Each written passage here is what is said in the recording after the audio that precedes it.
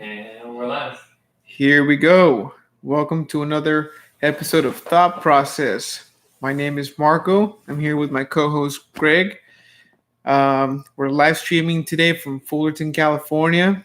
It's 71 degrees out, just in case y'all want to go out and party on Thursday. Yeah, what's going on, Greg? Nothing much. Just been driving for Uber, trying that out. Seeing what kind of money can be made. It's nothing significant, but it's more than not doing anything. Yeah, man. So, you're still working on your programming? I haven't been for the past. It's been 2 weeks. I've had too many things, so it's either drive or do that, and I need the money at the moment.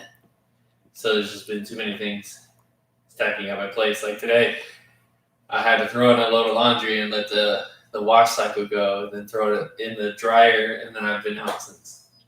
Like, I had time to go home right now to grab something to eat, and then I came over here. So it's just the only time I've had to do it is either don't drive or do that. So. And yeah, you mentioned that it's time to get back on the working horse. Yeah. Well, welcome back, man. You didn't last long. Man. But it's actually kind of funny because even though, like, I don't know what it is. When I worked in the restaurant, I didn't want to go. Like, it's not like I want to go and drive around and drop food off to people, but it's different. There's zero stress about it doing the Uber Eats part. Like, you don't deal with people. You walk into a restaurant or fast food place and say, I'm here for this. They tell you it's ready or it's not ready. And then you go to the person and you hand it to them if there's an issue. And then you say you got to call the support. Like, there's nothing I can do about it. Like, so I don't have issues. So they're all taking care for you. Yeah. Yeah, and that's the thing about having a job. I think that that's exactly what a job is. It's you go in, everything's already ready for you. You basically just clock into work. People have already trained you. You get basically, well, for Uber, in Uber's case, everything is on the app. You get an app. They have a map for you. They have a tip thing for you. They have reviews for you. They've minimized the work that you need to do. And so they've made it very, very efficient. And I mean, that's the whole magic of a business. Review systems don't help anyone on either side. Kind of. Very hindrance to everything. Really? Because, like, sure, if you just put something out where it's like, here, give us a review, but you don't keep, like, a tally, just like you want feedback, essentially, that's useful. But when you display it for all to see, you put this rating system, like, let's say 1 to 5, the second you start getting any lower ones, that average is destroyed. People see this as bad, like driving on the app. I have 1 3-star, 2 4-stars, and like 65 stars. But I jumped from a 5 to 4.85 or something like that. And a 4.7 is considered a horrible driver. So it's like after 2 4 reviews, which you shouldn't consider bad, and 1 3, you're already close to a bad driver. Like, what? It doesn't make any sense. And it's very hurtful. Like, Yelp destroyed so many businesses. Yeah, but at the same time, I feel like I understand. Actually, we were talking about this in class today.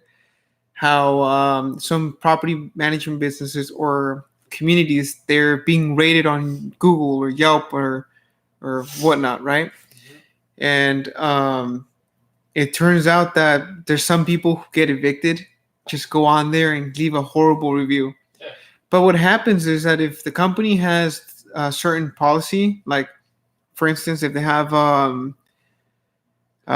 policy or a procedure in which it says that okay, I'm gonna send this bad review to the manager of the property. Can you explain to me why this person is like this or said this or whatever? Right? You do a little bit of research and investigate it a little bit. Once you come down to the fact that, oh, this person actually was a nuisance in the community. They were a bad tenant. They were causing problems. Then they were evicted for not paying rent. Then the company in itself doesn't really lose much. However, future prospects who would want to rent in the community will look at that. But if you consistently address them and you leave a comment, you don't have to get into disputes with people. That's No. you don't have to do that. But just go in there and be like, sorry, it didn't work out, with something. Yeah, but see, the issue with that though is like, sure, you respond, doesn't change your rating overall. Sure, there's people who go on there and they go and just look at the bad reviews to see, like people complain like, oh, when I opened up the package, it was missing this. Like, obviously, the company, like Best Buy, doesn't know that it's missing a cord inside. They didn't open that package when they received it. From the So, vendor. like, don't give Best Buy a bad review because there was a missing part. I'm sure if you went back in, they'd give you another product. Yeah, but I feel like And people.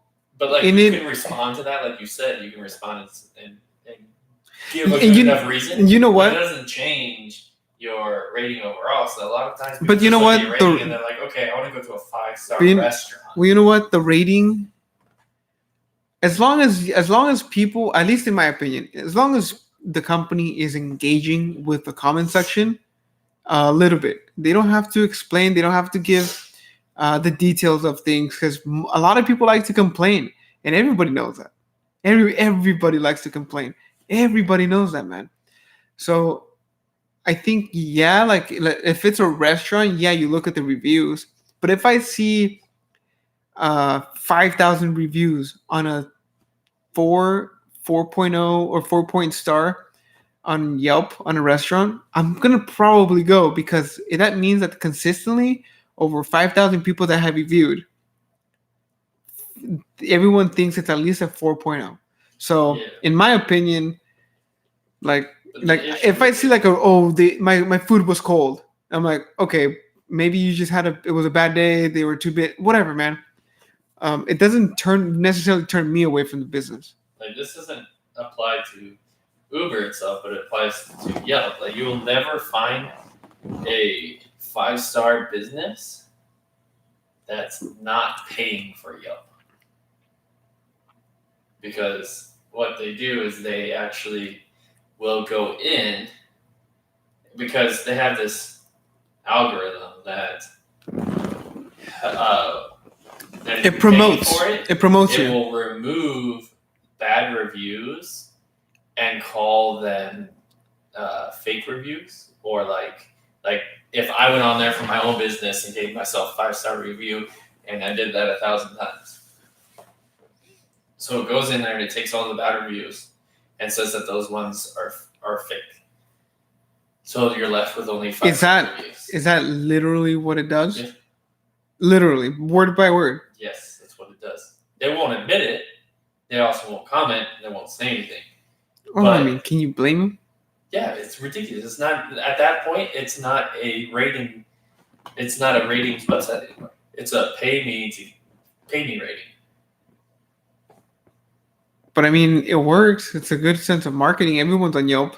That's the only reason, though. It wasn't always that way. Once Yeah, Yelp well- was we use it for everything, then they just destroyed it. That's By kind of how making that's that- kind of how everything works. Once companies stop specializing in something, like, so the last time I went to Vegas, in August, we were gonna go out to. We actually went out to some Korean barbecue to have some dinner. And obviously, I went with my mentor. He's a lot more experienced in travel and business and in restaurants because he's tried everything, right? I was okay. So we went to a Korean barbecue place, and I was about to order sushi there. And the thing he told me was, like, Marco, you're at a Korean barbecue place. You don't, you can, but I wouldn't. He said, I wouldn't order sushi at a place that doesn't specialize in sushi. So what that means is that it's like, why would you go to this Korean barbecue place to order sushi? They're known for Korean barbecue. Most likely, once they got into sushi, they're not putting the same amount of effort as they are doing in the barbecue side of it. And then so you see a lot of people, a lot of companies change, and they try to expand and grow branches and do more, but they're not specialized. It's not their core functionality, you know. And then once you get away from the core, it's debatable. So I took his advice. I had the barbecue that night. It was amazing. And I mean that's just the way I'm looking at it right now, you know. Yeah, but I was actually listening to the radio today, and like how you said, don't go to somewhere that doesn't specialize. I guess there's this big following behind Ralph's Sushi. Like, That's just people love it, I guess. Look, man. But see, it's Those not, people are they 15-year-olds that creating a trend? no. Are you sure? Yeah, because it's saying that people from outside the country hear about it, and when they come, they go specifically there to get. Yeah, they go there because now it's become a thing. Yeah. Yeah, it's But like it In and doesn't- Out. But it's just like if you were to go somewhere and you're like, oh, a burger sounds good, you go to a seafood place and they happen to have a hamburger, and you're like, I've been wanting a burger all day. You get the hamburgers. That's what sounds good, regardless if they specialize in something or not. It's what you wanted. At the end of the day, yeah. But why would you go to a seafood place in the first place to get a hamburger? Because you had no option. Did you choose a restaurant? Okay, well, you're talking about when you go in with groups. I'm talking about when you go by yourself. Oh, sure. Then you go to where you actually wanted. That's exactly what I mean. That's what I mean. Most of the people don't go in groups. But I've Most gone of the to people. places- I've gone to places where it's something that I've wanted, and it's not at all what they specialize in. Yeah, but also, Greg, you got some interesting choices, man. For instance, you go to a hamburger place and you order meat and patty, or meat patty with cheese. You should have seen what I had for dinner tonight.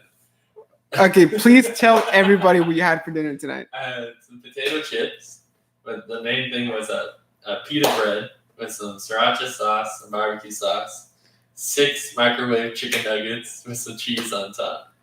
Fold that in half. Dude, America. Dude, that's America right now.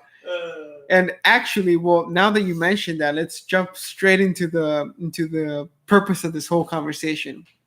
So this podcast is called Breaking the Mold. What was it? What was it? Dude, I forgot. Breaking the mold. Right? Uh-huh. Yeah, Breaking the Mold. And this is something that I've been thinking about this for the past couple of weeks. I know last week we weren't here. We didn't do a podcast. Craig forgot his laptop, so we couldn't do it. But it's okay. So we're here today. But anyway, so breaking the mold. It's something that I've kind of just pieced together. I was reading the Secrets of the Millionaire Mind for the mastermind meeting, which, by the way, I'm just gonna throw in that plug right now. If you haven't already, check out our other podcast called The Mastermind Meeting, and it's basically we're reading a business book, psychology business book, every 2 weeks, and then every 2 weeks we have a podcast and we talk about the book and we summarize it and how we're using it in our lives, so that you guys can have some reference. So anyway, I was reading this book, and basically the author tells you that he actually makes you look at your past and how we've been conditioned and programmed when it comes to finances and money. And it just got me thinking about, well, if we've been conditioned and programmed for money and finance, haven't we been conditioned and programmed for everything else? And that could be, all the bad habits. It could be being lazy, not working out, not doing your due diligence to be better every day. Comfort. Um, what else goes with that? Bad nutrition, bad sleep habits, everything that you can think of that's a negative and that affects your body negatively or negatively. Um, well, yeah, I mean, he just puts it into perspective of, like, this is it's because you've been taught this for such a long time that this is all you know. And it just goes back to programming, and the conditioning is basically that. It's when, your parents, when you were a kid, your parents, all they did were watch TV. It's natural that when you grow up, that's all you're going to do. It's natural if your parents are big spenders and they spend on pleasure instead of saving money. It's only natural that you will grow up to be a spender and not save money, because that's all we know. And so, yeah, basically I just want to talk about that today, about how I'm going to be attempting, and asterisk on that, I'm going to be attempting to break my mold, because my mold is pretty hardened. To tonight, tomorrow, today is Thursday, tomorrow Friday, I will be 29 years old. And I like to go into my new year of age with a new challenge for myself. And this time, I want to completely change everything. I want to break my mold. My mold consists of spending money when I don't need to. It consists of not saving money. It consists of instant pleasure, like food. Okay, the occasional drink. I'm not a big drinker. The occasional drink. Um, Movies. But it's mostly food, because for whatever reason I haven't made it a priority for me to be cooking at home. And so this year, my 29th year on this earth, I'm going to try to break my mold once and for all, because I'm realizing now that this is it. We only have one life. And if I continue to be the person who I've been for the past 29 years, I'm not going to get anywhere, or at least anywhere that I want to be. So, that's kind of what I'm looking forward to for the rest of the year. What about you, Greg? Do you think you want to break a mold? What kind of mold do you think you've had? Do I think I have? I don't know. Too lazy. Have you ever thought about it? I always think about it, but I don't know. It's not a. I don't know how to explain it. It's the want for something different, but not understanding how to get something different. So, Because- okay, so actually this book talks about, and the book it's called Secrets of a Millionaire Mind. He talks about how the difference between rich people and poor people is rich people commit to something. Poor people just want things. And it's not to bag and to shame or put down poor people, but what he reminds, well, first of all, what he means by rich and poor people, it's their mentality. It's not about their finances. It's not about their financial well-being or status. It's all about the mentality that you have. It's either you have a rich mentality that thinks about commitments in the future and money, or you think like a poor, or not like a poor person, but like with a poor person, a poor mentality and a poor perspective of life, where you don't really value money, so you end up being broke all your life. And so now that you mentioned is that you want to do something, But that's the difference. The key difference there is that you're not committing to it.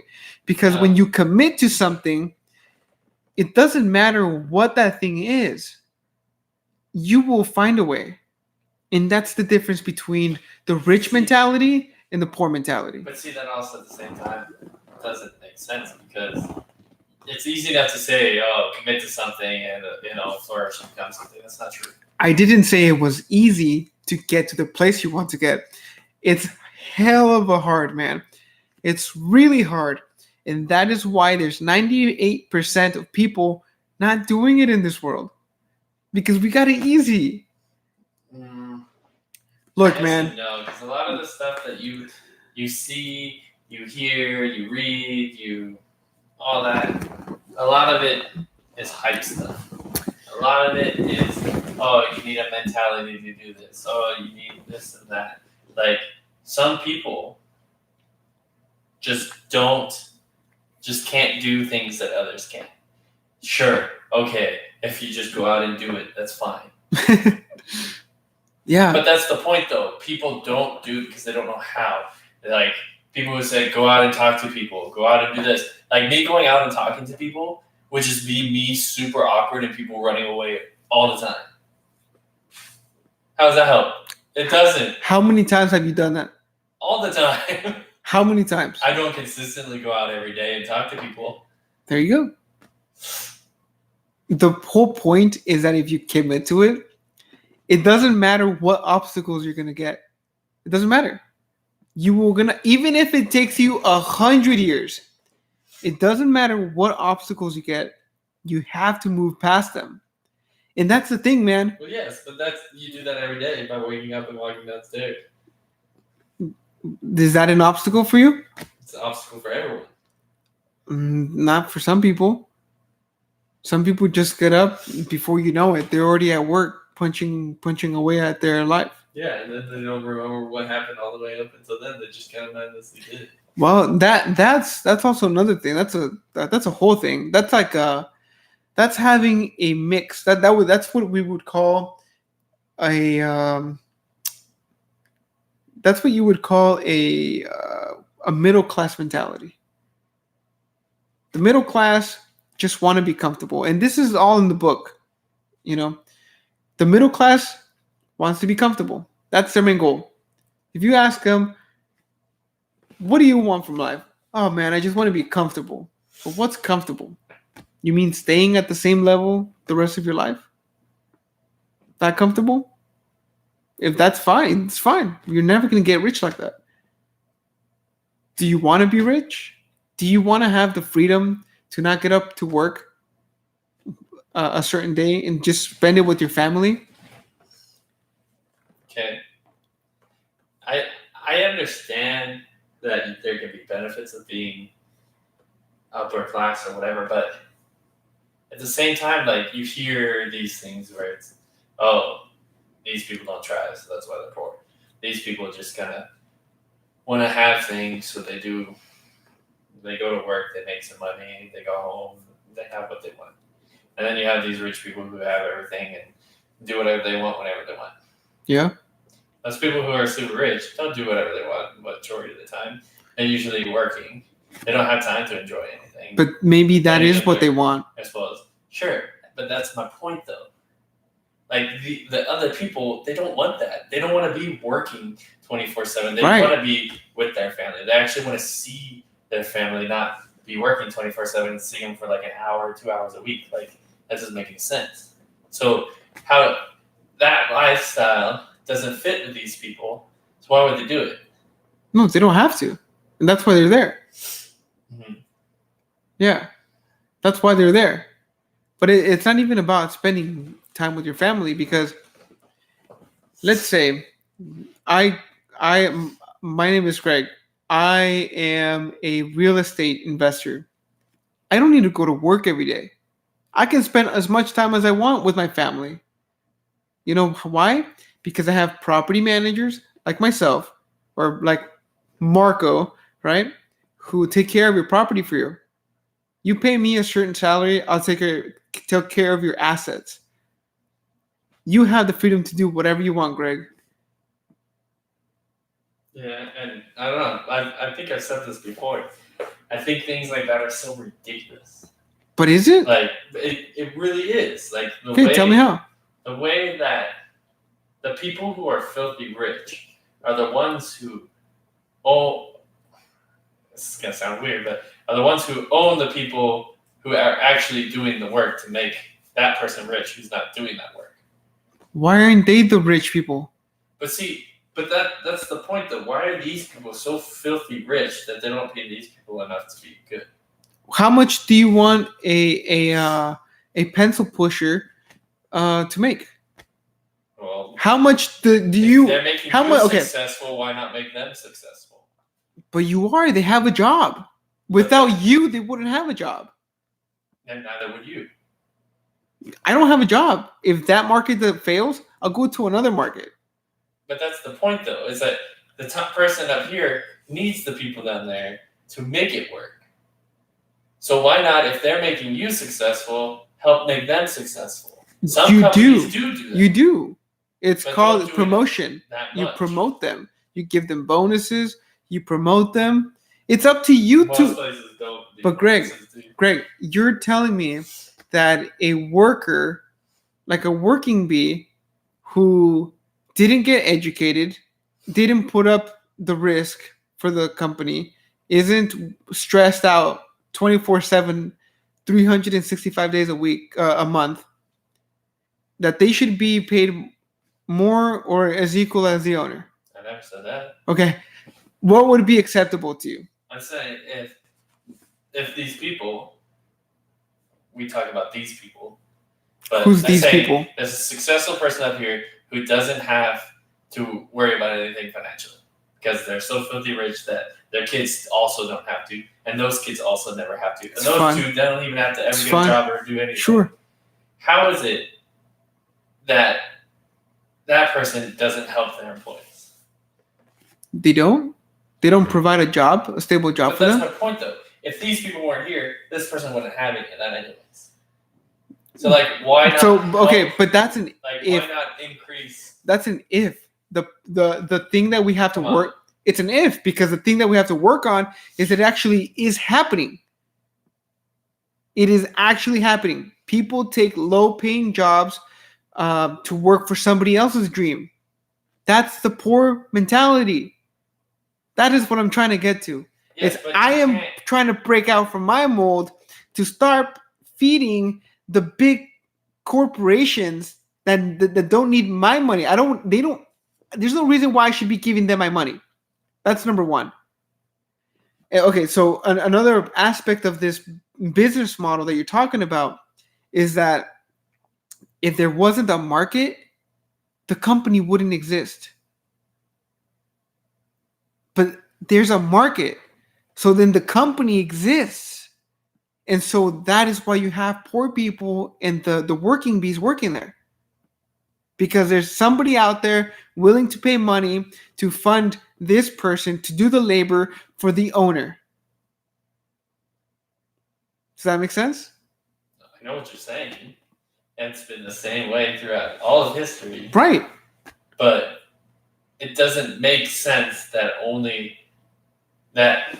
So what So what would make sense if there was no worker and there's no owner and there's no there's no one person putting up the risk to do this business? We wouldn't have technology. We wouldn't have hospitals. We wouldn't have. I actually think there would be more if there was less issues with being able to start or continue to do better things. Like these people who have these workers under them, they hinder the creative minds. Let's say, in Are they technology, hindering them? They are. How? They guarantee. Are. Why? Like, let's put it with cars. Like this whole hybrid, this whole electrical thing.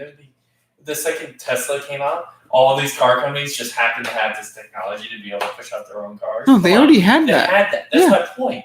Is that there's so many things that have already been created that can advance. Why world, was the but they don't come consumer? out Okay, because- let me ask you this. Not because consumer, because of profit. Hang on. Sure, but that's what a business is. But see, it's not at a point though. It's not even profit for one person. It's one person putting in money to destroy the others. Just like with like vaping right now. Apparently, the alcohol and tobacco companies are pushing a lot of their money into trying to knock down vaping for being a really bad thing. Yeah. Because vaping was supposed to be this healthier alternative. So now these people are shoving out money to destroy this business. And it's just kind of ridiculous. People should stop smoking cigarettes. Yes. And then stop drinking. Yes. And they don't. How do you blame that to the company?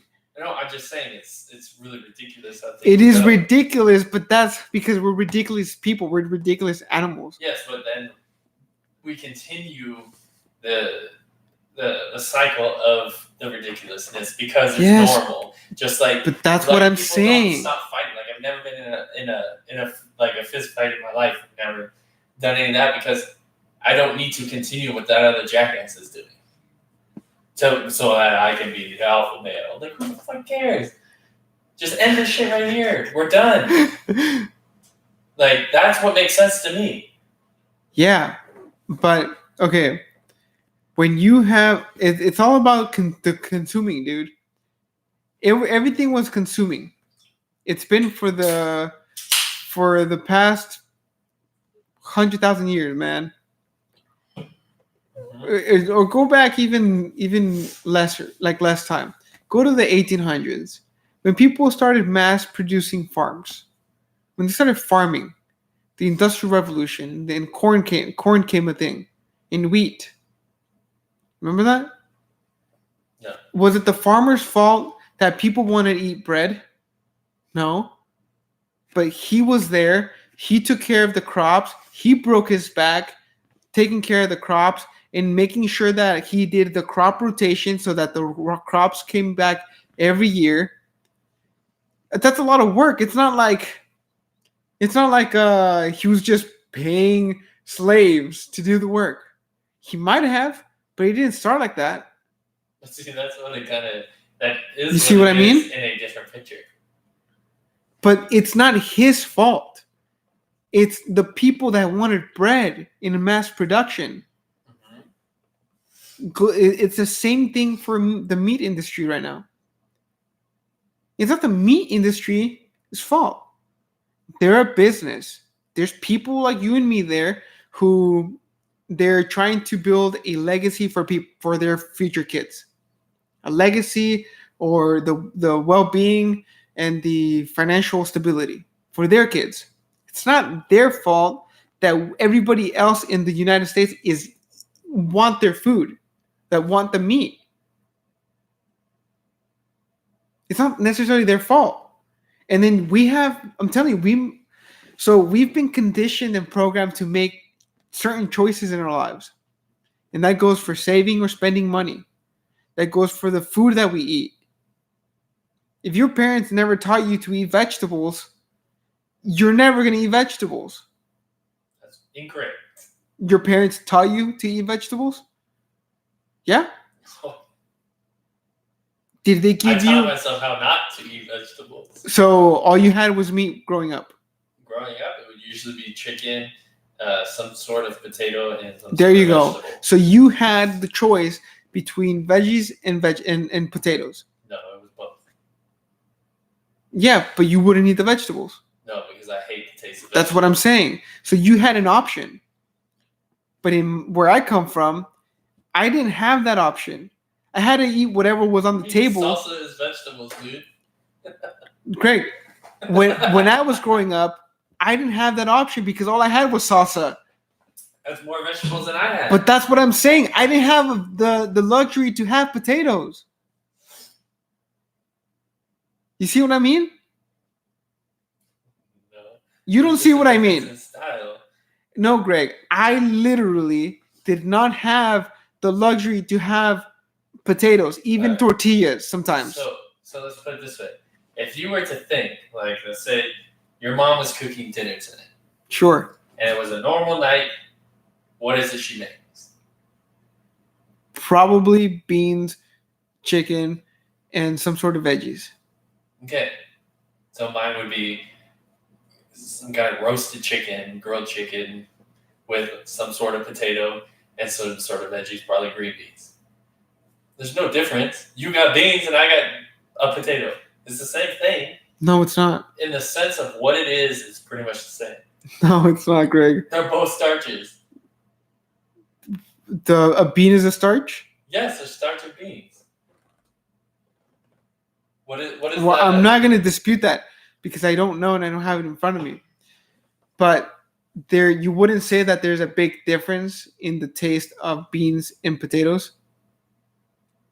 Sure. Wouldn't you say that that beans have more fiber and more protein than potatoes do? And they don't taste all that good? What? The potatoes? I mean the beans, for at least for in your experience? Beans are fine. So if your mom would have given you veggies and beans and chicken, you would have eaten that? Yeah. So your choices it was would be boring and be but, okay, so that's what I mean. Your choices was veggies or potatoes. So obviously, I don't like you saying or, it's both. But I chose to hide the vegetables because they were disgusting. That's what I mean. You had that, but if your mom just gave you chicken and veggies and never gave you another choice, you would have been eating those veggies because that's all you had. I don't know about that, dude. Greg, when you're a kid, you don't think about things. Oh, I always thought about it. When I walked in the house, and when you were 3 years old, when you walked in the house, I didn't even see it, and I smell it. I was like, "That's not chicken nuggets. You made fish sticks." Okay, so let me make another point. There's I think there was some new research that came out, and it had something to do with your taste buds were kind of made in the womb. So whatever your mom was eating at the time, that's cool. you for some reason that's kind of like what your taste buds like because that's the food you got. I've heard that, but in my case, it's definitely not true. So your mom ate all veggies? No. Then? What are you saying then? You're saying that in your case it's not true. Did your mom eat veggies when she was pregnant with you? I'm sure she did. Was that all she ate? No. What else did she eat? I can't tell you everything. I remember talking to her, but I don't. What do you think it is? Okay, what do you think it is? What do you think? Just a bunch of junk. I mean, there's probably normal dinners in there, but like. Okay, but what do you think the majority was? Like, it's chicken, it's veggies. It's probably the same thing because what it became. That's what I'm saying. Is that it was because my family has always been about what is the cheap, well-rounded dinner. Okay. And that's why. Okay, hang on. And that's the same thing. Okay, great. Was that not one of the reasons why your mom would make, what did you say, rice, beans, and chicken? No, it would just be like chicken. Said veggie, beans, and chicken. And it wasn't even veggies, bro. It was nopales. But would that be the cheapest option that was more well-rounded, right? That's what it is. It wasn't even an option. That's all we had. It was no option. No, but that's my point, though. Is that there was no option because that was the best, cheapest option. So it became the only option. Because you're not going to go out and spend. Like, there were nights where we got a steak, potato, and some kind of veggie. Yeah. But it wasn't, like, when we came home and we didn't ever ask what was for dinner, we knew what was going to be there. It was going to be the chicken. It was going to be some kind of either Parmesan potato, mashed potato, twice. Okay, potato. So do you think that this is one of the reasons why you've been conditioned to just eat chicken, potatoes? No, because some things just make sense in a certain circumstance. But that's all you said that that's pretty much what you've been eating since you were a kid. Yeah. So as an adult, you're gonna continue eating that because why would you eat something else? If I were to cook on my own, I don't cook that. What would you cook? Usually what I go to is a turkey. Turkey and what? Rice, because it's also the cheapest option. Turkey, okay, but turkey and rice, but you wouldn't put veggies. I don't like veggies. I mean, I might add some peppers and onions, but like, if it's there. But my whole point is that whatever you've been conditioned to like when you were a kid, it could be food, it could be your spending habits, it could be Whatever you remember your parents talking about money. What do you remember your parents talking about money? Or how were your parents talking about money when you were a kid? What was the normal conversation? I mean, I don't remember them talking about money except for we need to be wise with our money and not spend things on bad things. And they would give us a $10 allowance a week. $1 would go to our bank. $1 would go to church, and the remainder we could do whatever we wanted with. Okay, that's actually better than a lot of people because you're at least stashing some away. Jewish with things like. There you go. So you've been conditioned this way, whereas some people have been conditioned to just, oh, here's $100 or here's $10 for your allowance this week. Spend it. You spend it. Why? You were never told to save it. You were never told to save it and use it for something better for your life. You were told that, hey, this is going to buy you pleasure. So spend it. So as you grow older, and as you get older, like, my age, you get the $10 now from your paycheck. Like your paycheck the $10 could be your paycheck of, I don't know, $1,500, whatever you make. That paycheck, if you haven't been thinking about this your whole life, you're not going to save it. You're going to spend it. Obviously, you have responsibilities like your bills, but after that, are you going to save anything? But see, I don't think that's true either. Because my brothers don't do that. They don't do what? They aren't wise with their money like I am.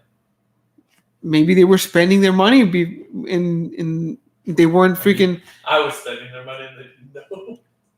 There you go. So you conditioned them. Anyway, the whole point is that when we grow up, our experiences, our environment, our habits, our conditioning, programming, basically make us what we are now. So if you're an honest person, Greg, it's not because you were a liar 5 years ago. You've always been an honest person. Okay. And it's just been this is the way you've been shaped. Okay? So there's some people, and it's the majority of people. 98% of people, they've been shaped to be big spenders, to eat crappy food, to want instant pleasures, to have vices, and that's why there's crime. That's why there's everything. Because if I mean, that don't even make sense. I don't understand that either because, like, you just mentioned crime right now. That's why there's crime, because some people just don't care that they're stealing other people's things. I'm sure they care. I don't understand that. No, they don't care. Like, I'm sure they care. You don't really care. You're like, yeah, oh, I got this new but thing. I mean, passively you don't care unless something happens and you get in trouble for well, maybe they really do care. They just feel guilt. They have guilt, and then they become resentful. That's my point, though. Like, but the second something gets stolen from them, they care. They're like, "Who took this? Where is it?" They freak out. They get mad.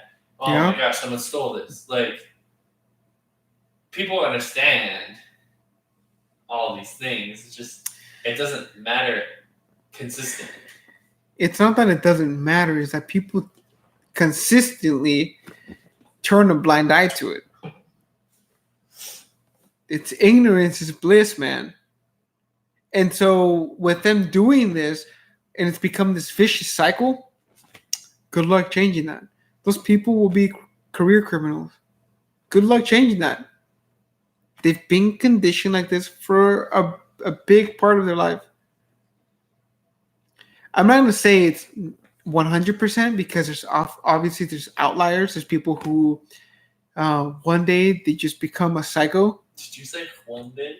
One day. One day.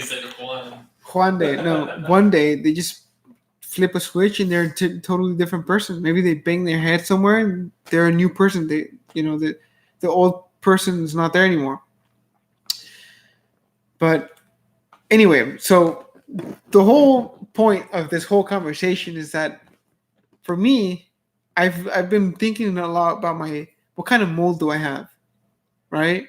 I've been thinking about how when I was a kid, I didn't have a lot of luxuries. when I was like really like maybe up to like 7. But then from 7 to into high school, I was spoiled. I had food, I had a shelter that I didn't have to worry about. I had everything cleaned. You know, my mom did everything. She never really gave me chores. I was pretty entitled. I mean, I feel like anyone here in Southern California is entitled. Just as we're in a bubble, people don't know. If you have never, traveled outside of California, you really don't know what kind of bubble you're in.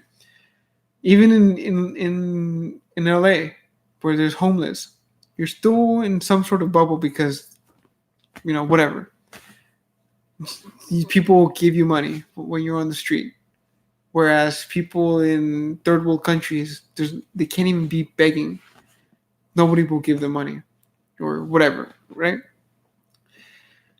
So when I was a kid, I've just grew up with this. It's a poor mentality. I grew up with a poor mentality. I kind of always blamed everything on people who had more money than me.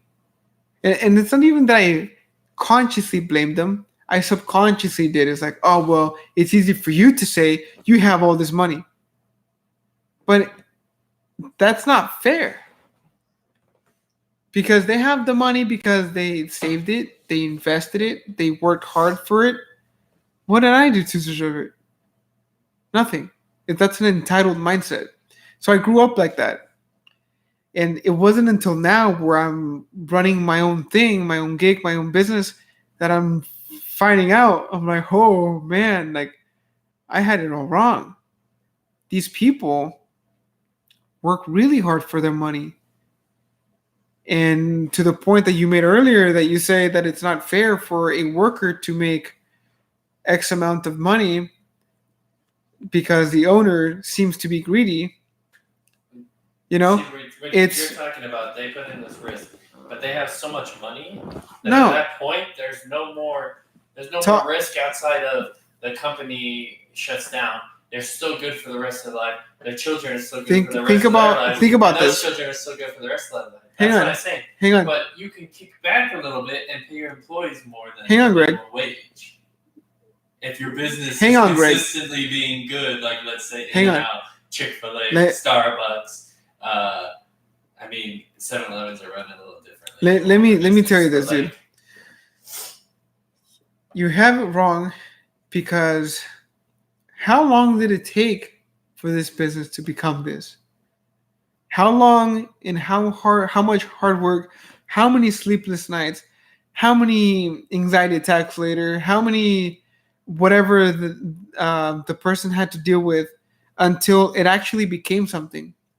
It's like people look at Kevin Hart. They're like, oh, Kevin Hart's an overnight success. No, he ain't. He's been doing comedy for 20 years. He just got his lucky break. Okay. 20 years, Greg. He's been working for 20 years. So when someone comes and tells me Kevin Hart is a rich asshole, no, man, you have it wrong. He's been working at this for 20 years when you haven't been working on anything for 20 years. You have no opinion. And that's just one example. Think about Bezos. You saw the picture, 1998, where he was in a one-man shop, one desk and a computer, in a little banner with Sharpie on it. Okay. He's gone through hell, bro, making this company. Maybe his personality is a little asshole-ish. I get that. We're all human. Some people are assholes and they're poor. That's just a personality. But how much has this guy put in to create something that people don't even have to go outside their house to buy things? My point is what is the risk now for him? So he has you mean money for that's not his fault? Never worry about there's not. But that's not his fault, Greg. No, that's my point, though. What is your point? He doesn't need anything else. There's enough people that work for him that he could slightly increase their wage, which would do wonders and probably increase his business because all of his employees are so goddamn happy. You know what he's doing? He's saving that money. He's not kicking back that money to the employee because he wants to go and colonize the moon. Are those people gonna go colonize the moon? No, what are we gonna There you go. colonize them? Well, you don't know. For? It's full of resources. I don't know. But see, that's the point, though. He's not doing that with his own money. Of course he is. He's not doing it with his own goddamn money. Of course he He's is. doing what would be considered the business money. But he It's not his created own- that it's grant. not his own That's personal fine. stash that he keeps That's his forever. play money. But that's my point. What's your point? There is enough money there to just slightly improve. I'm not saying make all his employees filthy rich. Let me tell you this, Greg. I'm saying make his Let me tell you employees one thing. value. Let me tell you this. Once an employee gets to taste the blood and that money, do you think they're gonna stop there? No, man. You're being naive about it because once you give somebody something, do you think that's gonna be it? You're not giving. You're creating. Because Isn't at that this what you're point, saying? Everyone's going to be wanting these jobs. So that means that you can pick who you want to have. You're not just getting slow Jomo off the side of the street to make the Wendy's down the street be a piece of trash because you just need someone to be there. Hang on. Let's go back to before You're Wendy's. going to be able to pick from everyone because everyone's going to want the goddamn job. So you get to choose all the best people. He already has the best people at this wage. No, I don't think so. Do you I mean, not? there Do are you not get experienced your? jobs. Do you not get your Amazon in 2 days? In Sure, one but- day, overnight? Does it not get to your door on time? How many times have you had issues with Amazon? How many? I can't count because I didn't keep track, but there was plenty of times when there's been issues. You've had issues with Amazon. I've never. Maybe you're. I mean, they fix issues just like any Okay, business there you will. go. There you go. What do you mean that you?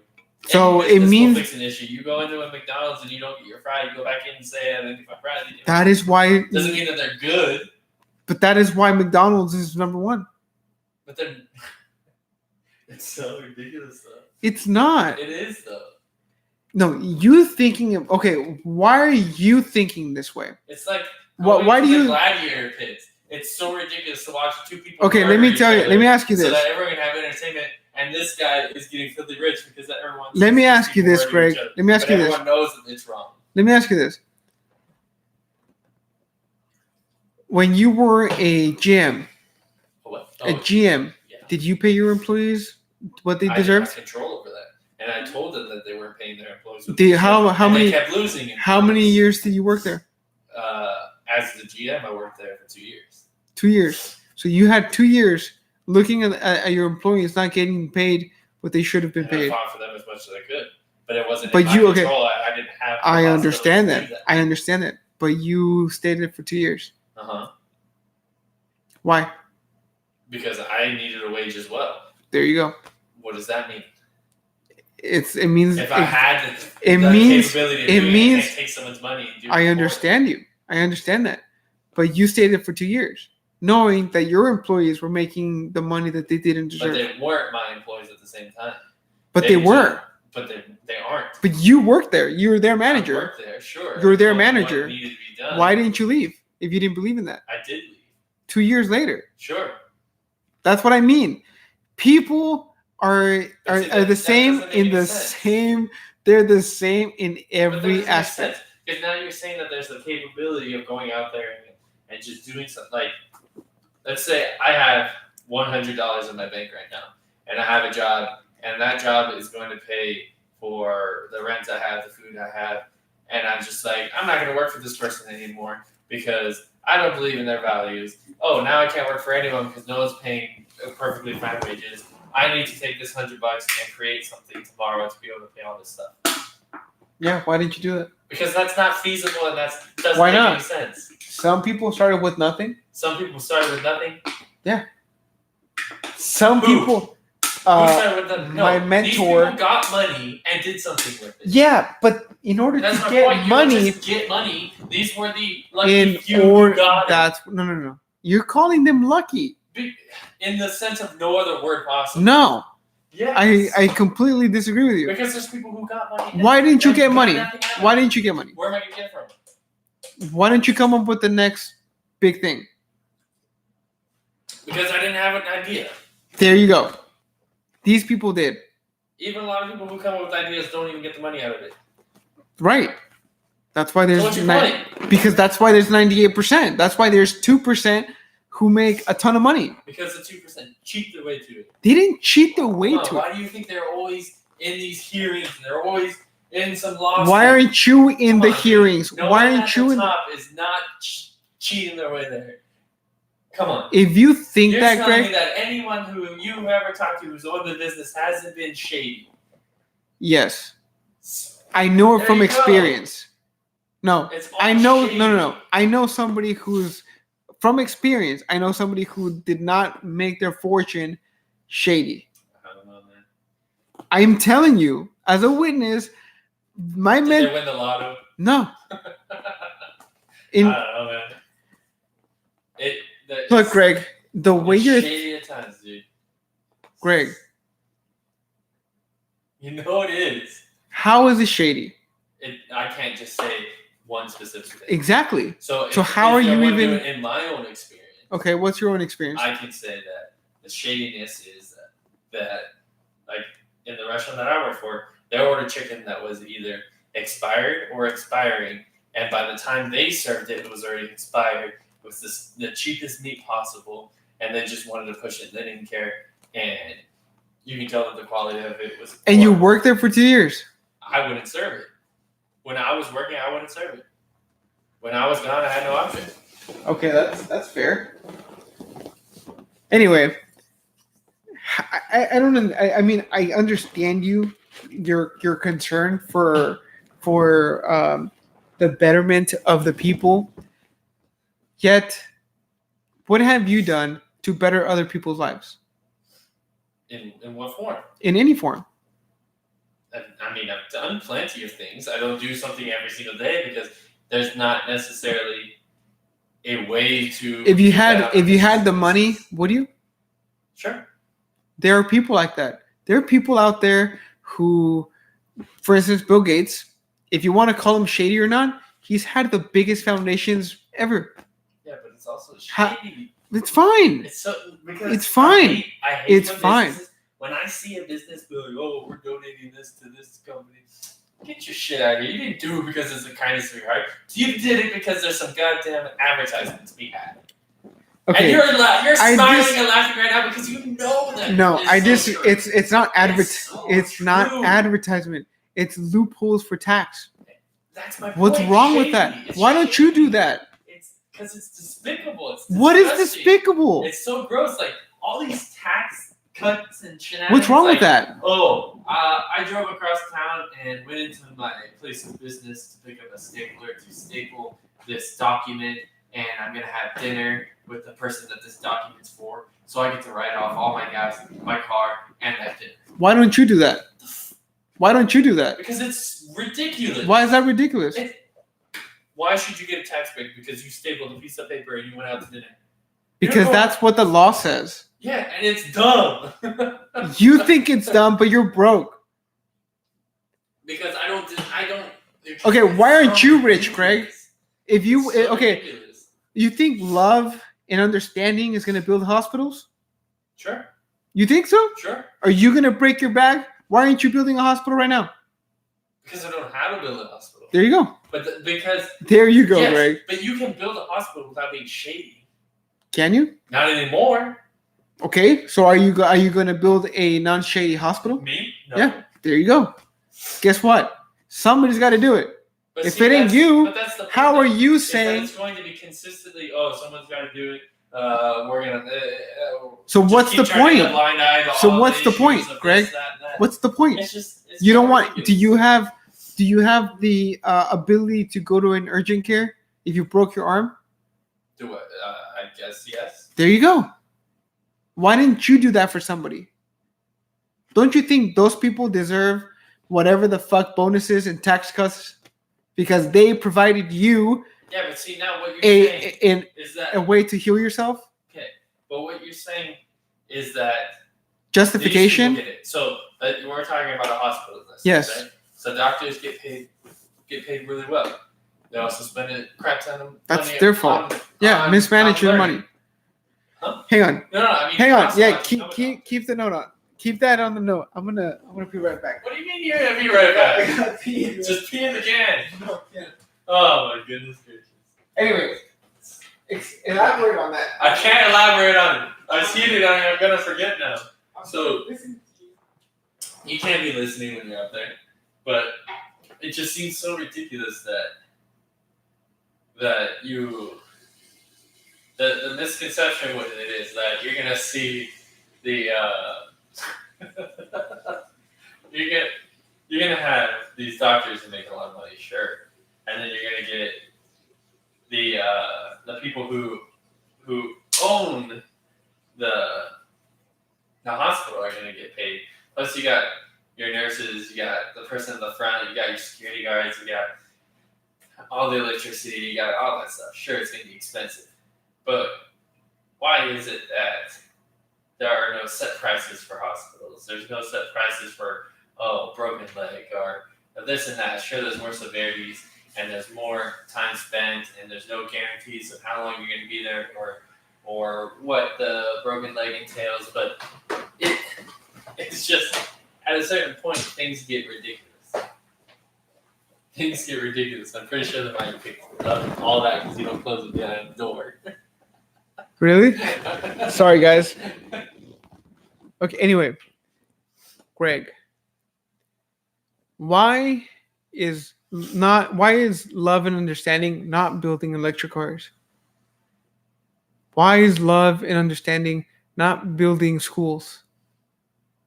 Why is love and understanding not paying your app that you so luxuriously have to make money off? Continue. I don't know what you're talking about.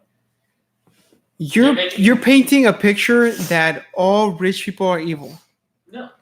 That's what you said. That if you're at the top, you must have done something sketchy. The majority, I probably You're know saying every single one have done it. You're saying almost okay. Is that everybody or not? When we're talking about top level people, I'm not like a doctor. Still, it's probably done some sketchy stuff, but I wouldn't consider a doctor who's making $1 million a year the top. What would you consider the top? The people who don't ever have to worry about working ever again, and their kids don't have to worry about Look, working my ever mentor, again, their kids don't have my to worry mentor about does doing not it have ever to again. work. Maybe 3 generations of his kids do not have to work. Exactly. He's So- not sketchy. But the point is he is kind of sketchy. Not really, There are sketchy things. bro. He's blind. Doesn't mean that How things are sketchy can you be if you became blind at 29? We talked about things that are sketchy enough.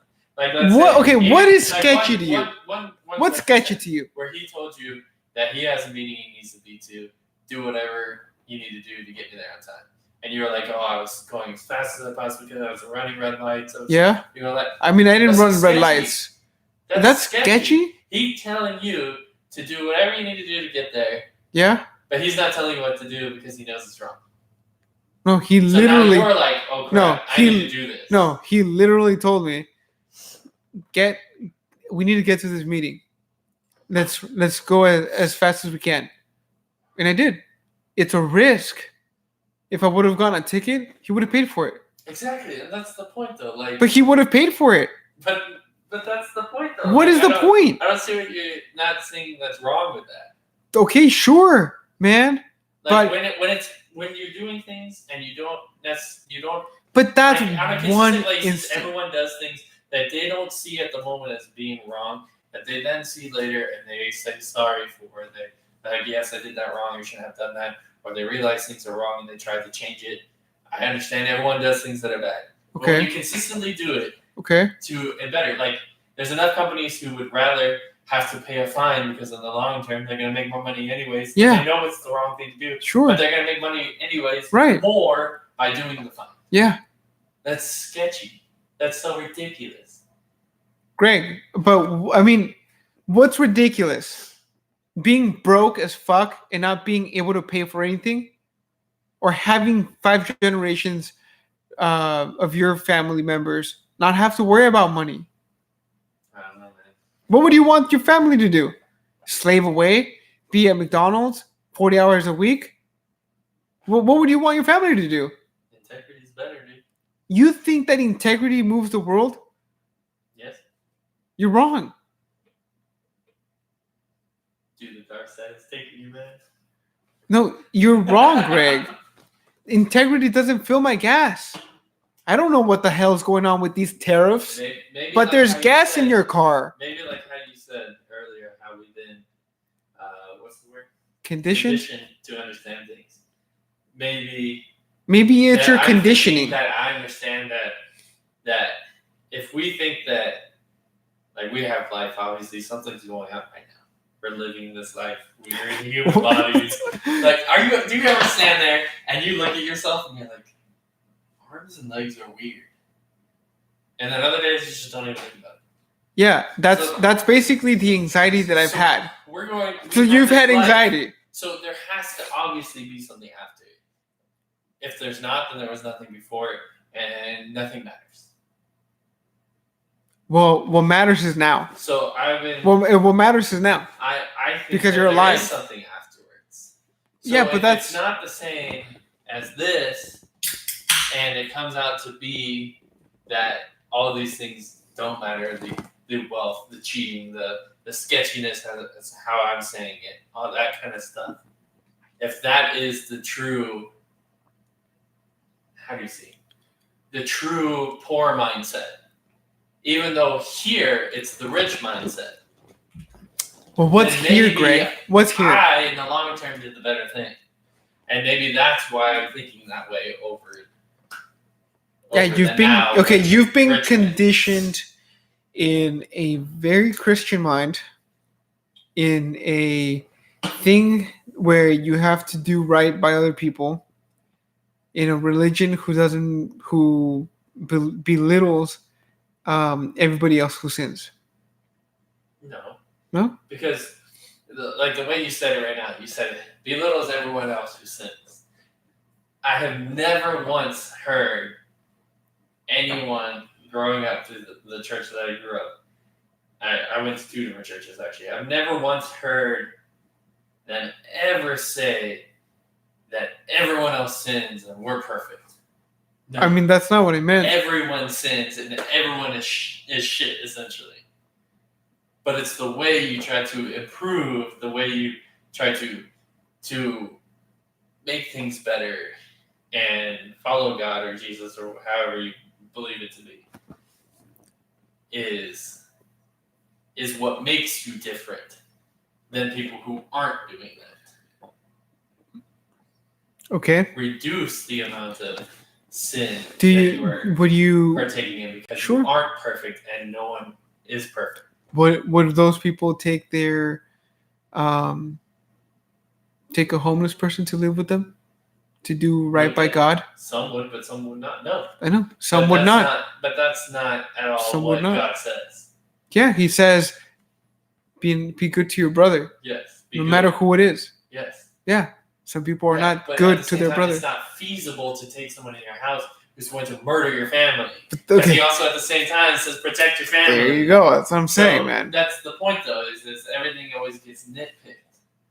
Like we always take one thing and we're like, like you grab onto it, and it's always Yeah, the well, I same feel thing. like the same. I everything feel like is in the like- same way you kind of just grabbed onto this whole mentality where you think rich people are evil. No, I said the top. Like I said like doctors. There's still a lot of sketchy things about a lot of doctors, but I don't consider those people top. Greg, there's people who do sketchy things who work in McDonald's. Yeah. There's no difference. There's no difference. People are people. They're good people and there's bad people. If there was no bad people, there'd be no good people. We wouldn't know the difference. If everyone's perfect the way you want them to be in your mind is picture perfect, everybody should be putting a blinker on. Everybody should be helping their friend. Everybody should be, if you're a top employer, you need to be paying your employees the correct money. If we had that, me and you would not have this conversation right now, because that's not how technology works, because the business needs profit in order to improve its technology. We wouldn't have cars. We wouldn't have airplanes to get around. You wouldn't have hospitals. Yeah, but see, you literally just said it right there. What? The businesses need to have profit. But if these people are having filthy amounts of money, What's wrong with then that? why are these businesses having money? What do you mean? What Like, we businesses? just- like, let's put Jeff Bezos. He Okay. has a filthy amount of money that his family will never have to worry again. Sure. And And you're saying that his business can't grow? no, I'm saying it's gonna grow because of that. I don't know. He didn't have this money when he first started, Greg. No. Yeah. But he did shitty things to get that far. No. Dude, he People. slaughtered businesses. He Greg, destroyed- it's not his fault that people are fucking lazy to not go to the store and buy a book. No. But that's not what it. Not Amazon started on him selling books online delivered Yes, to your but door. He also destroyed many businesses. It's not his fault, Greg. Well, yes, it is. No, it's not. So then Techno. it's not Genghis Khan's fault because he conquered so many. Okay, lands. that's way too different. You're like on polar ends, dude. No, it's the same concept. You think He's Bezos? just taking, dude. You think Bezos- He's conquering the world in the modern day. It's not his fault that people are lazy to not get out of their house to go shopping. But don't you see that he essentially is conquering the world in the modern But you know who it is? Do you order from Amazon? I have not. You're contributing to him. No, I actually haven't in a very long time. Have you? But, Have you? yeah, sure. There you go. So part of your money made him to where he's at. Sure. There you go. So is it his fault or is it yours? Why would it be mine? You're the one that purchased it. Okay. There you go. But see, now we're going back to the feasible part. Yeah, you have to consider every aspect of it. You can't Yes. just nitpick like you said.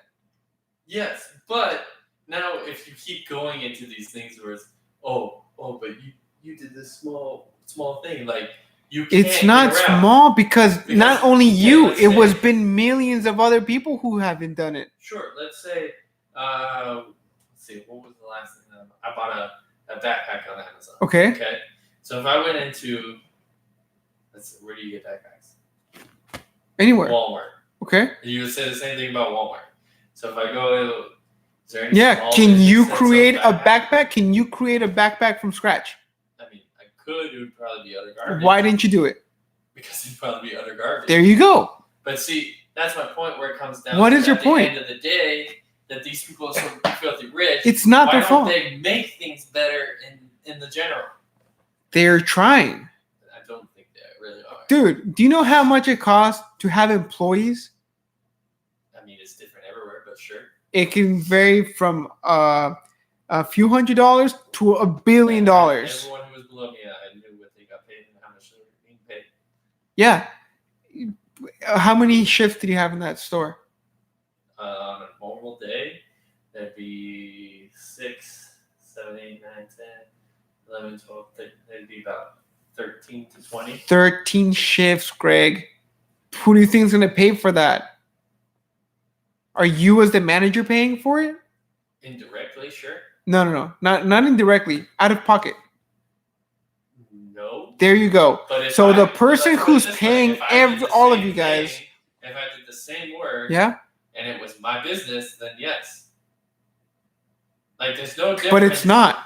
But the Why owner didn't you of the have your business? Huh? Why didn't you have I your own never business? started one. There you go. But I'm doing all the work that actually brings the money in. It's not their fault that But they that's the created point, us. though. It's not their. They created a system that you're following that you've been trained to do. You're following it. You had the conscious choice to stay there for 12 years. You had it, not them. You said, "Sir, can you please hire me? I need a job." Okay, sure, Greg. Here's a job for 12 years where you actually went up the ladder and became a GM of a store. They gave you opportunity. They gave you paycheck, stable income. You were able to buy a car. You were able to support your son for however long. Mhm. They provided you that opportunity. You can't go back and be like, well, you didn't pay me enough. No, but what you can see though is that I did the work. I Sure. made the money. Yes. I wanted to improve. Yes. And they didn't want to. Okay, that's their shitty business making decision. That's their business decision. It was shitty.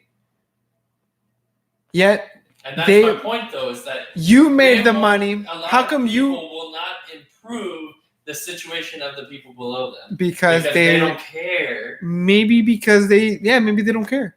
And that's the point. That's What's what the I'm whole trying point? to say the whole time. No. But that's only one instance. That the majority. No, come on. Amazon. Majority of places don't care. Amazon is not like that. Period. Amazon is not like that.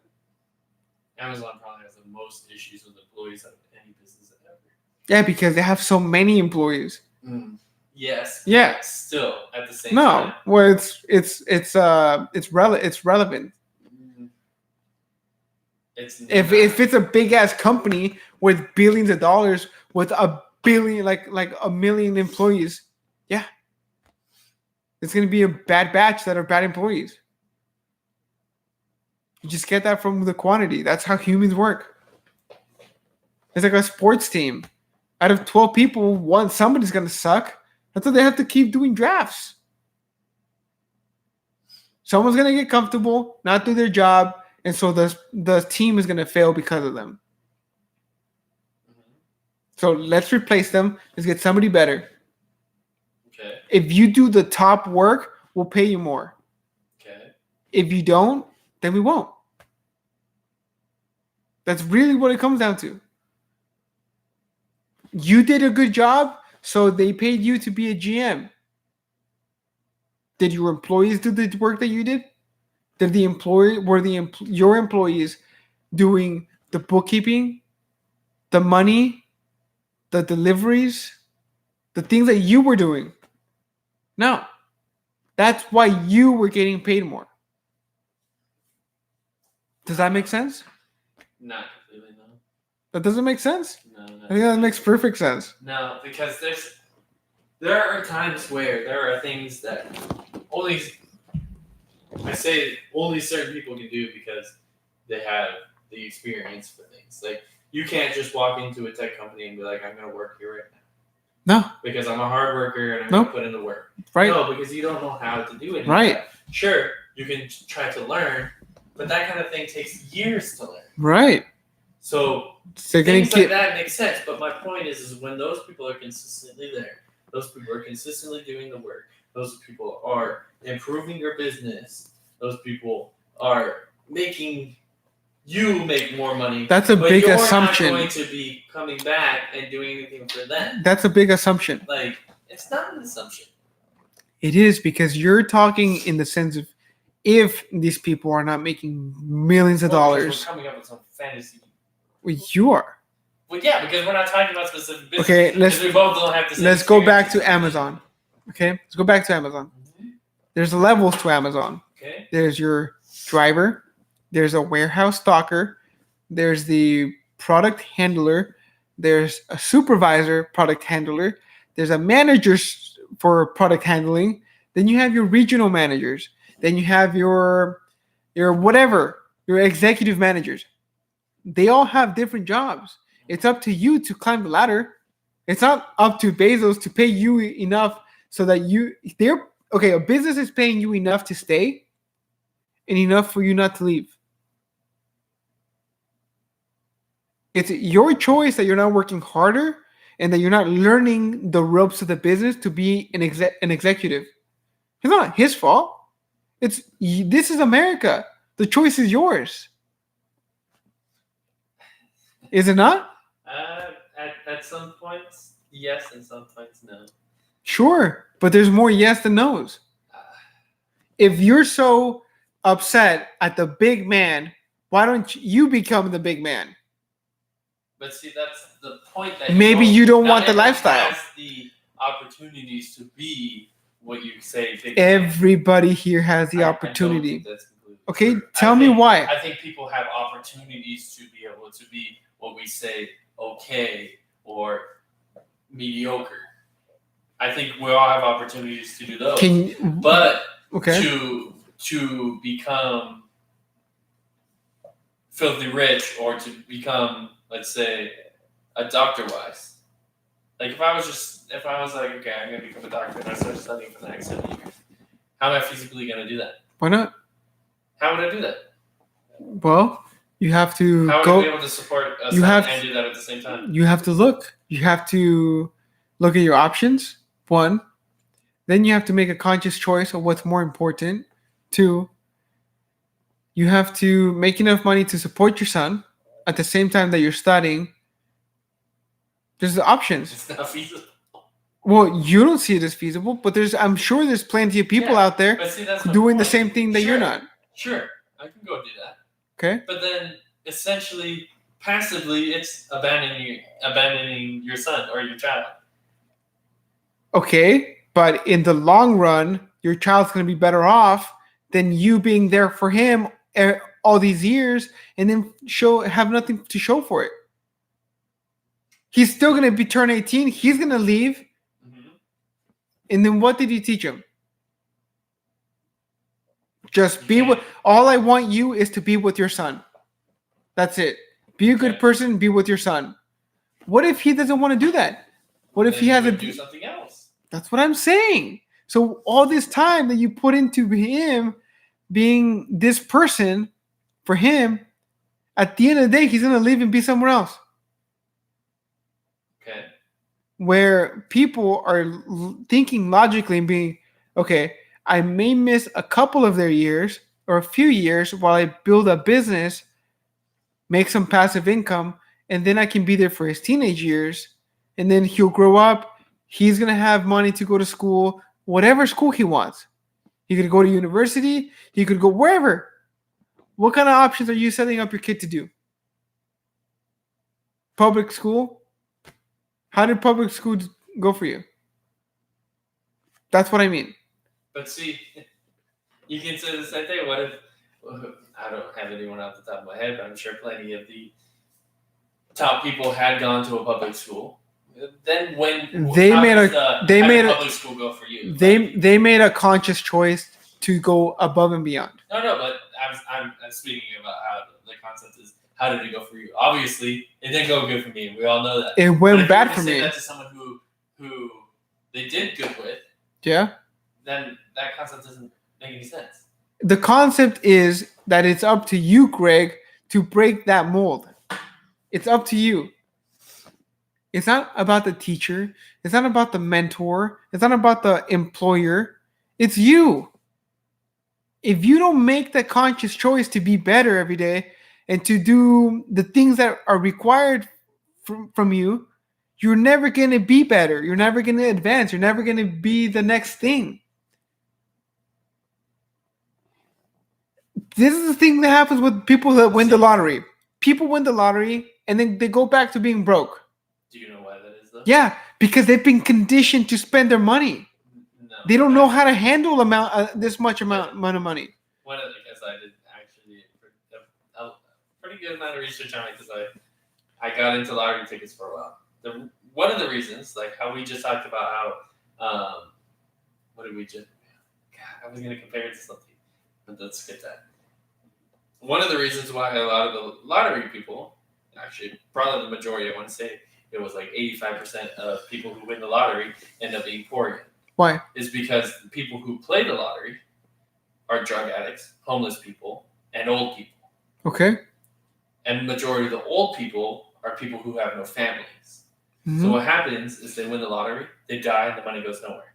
Okay. The other ones are drug addicts, so they spend the money on drugs, and they're poor right all over again. And the other homeless people, they don't know how to. They're homeless, so they go out and they buy all this garbage. And they're homeless again. Yeah. So it's been their conditioning. It's the people who are cracked out already. Yeah. That's the point. But people who aren't cracked out don't buy lottery tickets. Exactly. Because they're not... Okay, for instance, rich people are... Some rich people do play lottery tickets, but they don't rely on the lottery to be rich. But let's say I won the lottery. I win... What's something that... Let's say 20 million. I would be able to live off that. Okay. I won 20 million. I live the same way as I do now, in the sense of I don't really go out that much. Okay. I do maybe every third weekend of the month, Okay. and majority of the time I spend at home. I'm not going to be unwise with all this money. Does that mean that I have a rich mindset now? Just because I have money now? Because I won the lottery? No, that didn't make me. That didn't make me successful. Are you? But now because I have the are money, you conscious? I'm successful? No. That's not what we're comparing here. That's what I'm saying, though. What are you saying? Sometimes others make people successful. That's okay. I don't know what you mean by that. So, like in the restaurant, like how I said, like if we built it up and this person makes all this money, were they really the successful ones, or did other people make them successful? They're not really successful. They were successful. Made them successful. But by definition, so that's what I'm saying. By definition, hang on. Those people who made them successful. No. You're missing the whole point. You're missing the point because they were the ones that hired them. They were the ones picking them. They could have easily hired somebody who would have been doing a shitty job. When I walked in, you would not have hired me. There you go. What do you mean? They've already known you for 12 years. Yes, but when I walked in, I had hair in front of my face. I came in with a hoodie on. Okay, I came in Greg. with basketball shorts. I didn't want to get hired, and Greg, they hired me anyway. Greg, they saw something in you. No, they gave you a chance. No. And guess what? You became their GM. Yes, but they didn't see anything in me. They just. How do you know? Because I know the situation that was. How do you know, Greg? Because the last person who was in the okay, who worked there before lucky pick, man. And punched a customer in the face. Greg, lucky pick. It was fate. Do you believe in fate? I don't know. There you go. I mean, somebody punched somebody in the face. You happened to walk in. You were their only option to have the shifts covered for the rest of the week. That's the point, though. Is that what is the point? It's just so ridiculous. Greg, it's ridiculous because you're not rich. No, it doesn't have anything to do with it. It has everything to do with it. No, all I'm saying. Poor people think it's ridiculous that rich people are so rich. No, I think yet they don't. Point, just because you have money, like let's say, like we were talking about, a doctor. I don't think a doctor is necessarily ridiculous because they have money. But what I would think is ridiculous if these doctors aren't helped. Like the doctors obviously don't own the business; they have bosses in a sense. So if the doctors are making all this money, and these people are making all this money, but everyone who helps them and everyone who does all the pre-work, all the doctor does is the end job. Why they're filthy rich and these people can't even get by. It comes down to the matter of life and death, because people who don't have the experience as a doctor does will probably have a higher mortality rate than the person who has a PhD. That's why. But that doesn't make any sense. That makes perfect sense. Why can't these people just help a little bit? I'm not saying make these people filthy rich also. What are you saying? Make them comfortable enough. They're comfortable if they're working. Not. They're comfortable if they're working that job, bro. Why do you think when you go to restaurants you get shitty service? Why do you think when you go? Not always. When you go to a 5-star restaurant. You go to the doctor's office. The whole experience sucks ass until you get to the doctor. No, it doesn't. Not to me. Oh, you're so full of shit. Maybe you've been going to Medi-Cal. No, I've always had a good doctor whenever I went to the doctor. So you had a good doctor. I had a good doctor. There you go. The people ahead of time and the nurses are all straight garbage. Oh, but that's because they do the majority of the work. They're stressed out and they freaking don't get paid that well. But why are they still there? Because they need some kind of money. There you go. But that's not the point. That is exactly the point. My point is why are these people because they're still there. That they don't even need the money anymore. Why can't they just help improve the lives of the people who are helping them make all this money in the first place? Those people don't value it enough. What do you mean they don't value it enough? They don't value money enough as a rich person. That's why they're poor. That's utter shenanigans. They're poor because they don't value the money that the rich person does. No. I could probably say that a good amount, sure, don't understand. 95% of them. 95% people don't value enough the money to be rich. Why do they spend it on Netflix? Why do they spend it on drinks? I don't Why spend do they? money on anything. You, I don't value but my you're time. talking about you, Greg. But that's the point. Is I'm in Not that position. everybody's not you, But I'm in that position, and I'm with plenty of other people. Greg. In that position. Everybody is not you, Greg. You're speaking on behalf of millions of people. No, but now you're saying that I am also a part of that. I'm not saying you. No, I'm not saying you. Yes. Are you a nurse? Well, fine. In that circumstance, that we're specifically talking about the doctor. Are you a restaurant manager? I was. Are you a restaurant manager? Not right now. Are you a mechanic? No. Are you in anything right now? Technically, yes. No, you're an independent contractor right now. At the moment, sure. There you go. It won't be for very long. It doesn't matter if you are or not. But the fact is that it does not apply to you. It applies to 95% of the market, all the employees, everyone in retail. You're not in retail. You're talking at this moment, but for 12 years of my life, like we discussed, I was. You were in the restaurant business. But what's your point of that? Like, I don't understand. That people are comfortable with what they're getting paid. They're not comfortable with what they're getting paid. Great. If they weren't comfortable, they wouldn't be there. Come on. If I was not comfortable working at Home Depot getting $500 a week, I would have never been there. Then why were you there for so long? Because I was comfortable. That is what I'm. At Home Depot? That is why I was never once comfortable at the restaurant I worked at. Now, that's one day you, Greg. like, okay, this is but you accepted it. Because that's comfort. Because there's not that's comfort. Options. That's comfort. There's not reasonable options otherwise. Greg, you're the only person that is responsible for yourself is you. If you stayed at that restaurant for 12 years, it's on you, Greg. It's not about the employer. It's not about your parents. It's not about your friends. You made the conscious choice to be there. Okay. That is what's happening to 95% of people. To not be there to come up with some shenanigans where then you lose all your money. You have no home. In my circumstance, I have a child, so the child would be taken because I have no home. That's 95% of people. That's 95. That's the point, though. But that's 95% of people. It doesn't make any sense. Like it doesn't make sense to you, Greg, because you're not in their shoes. No.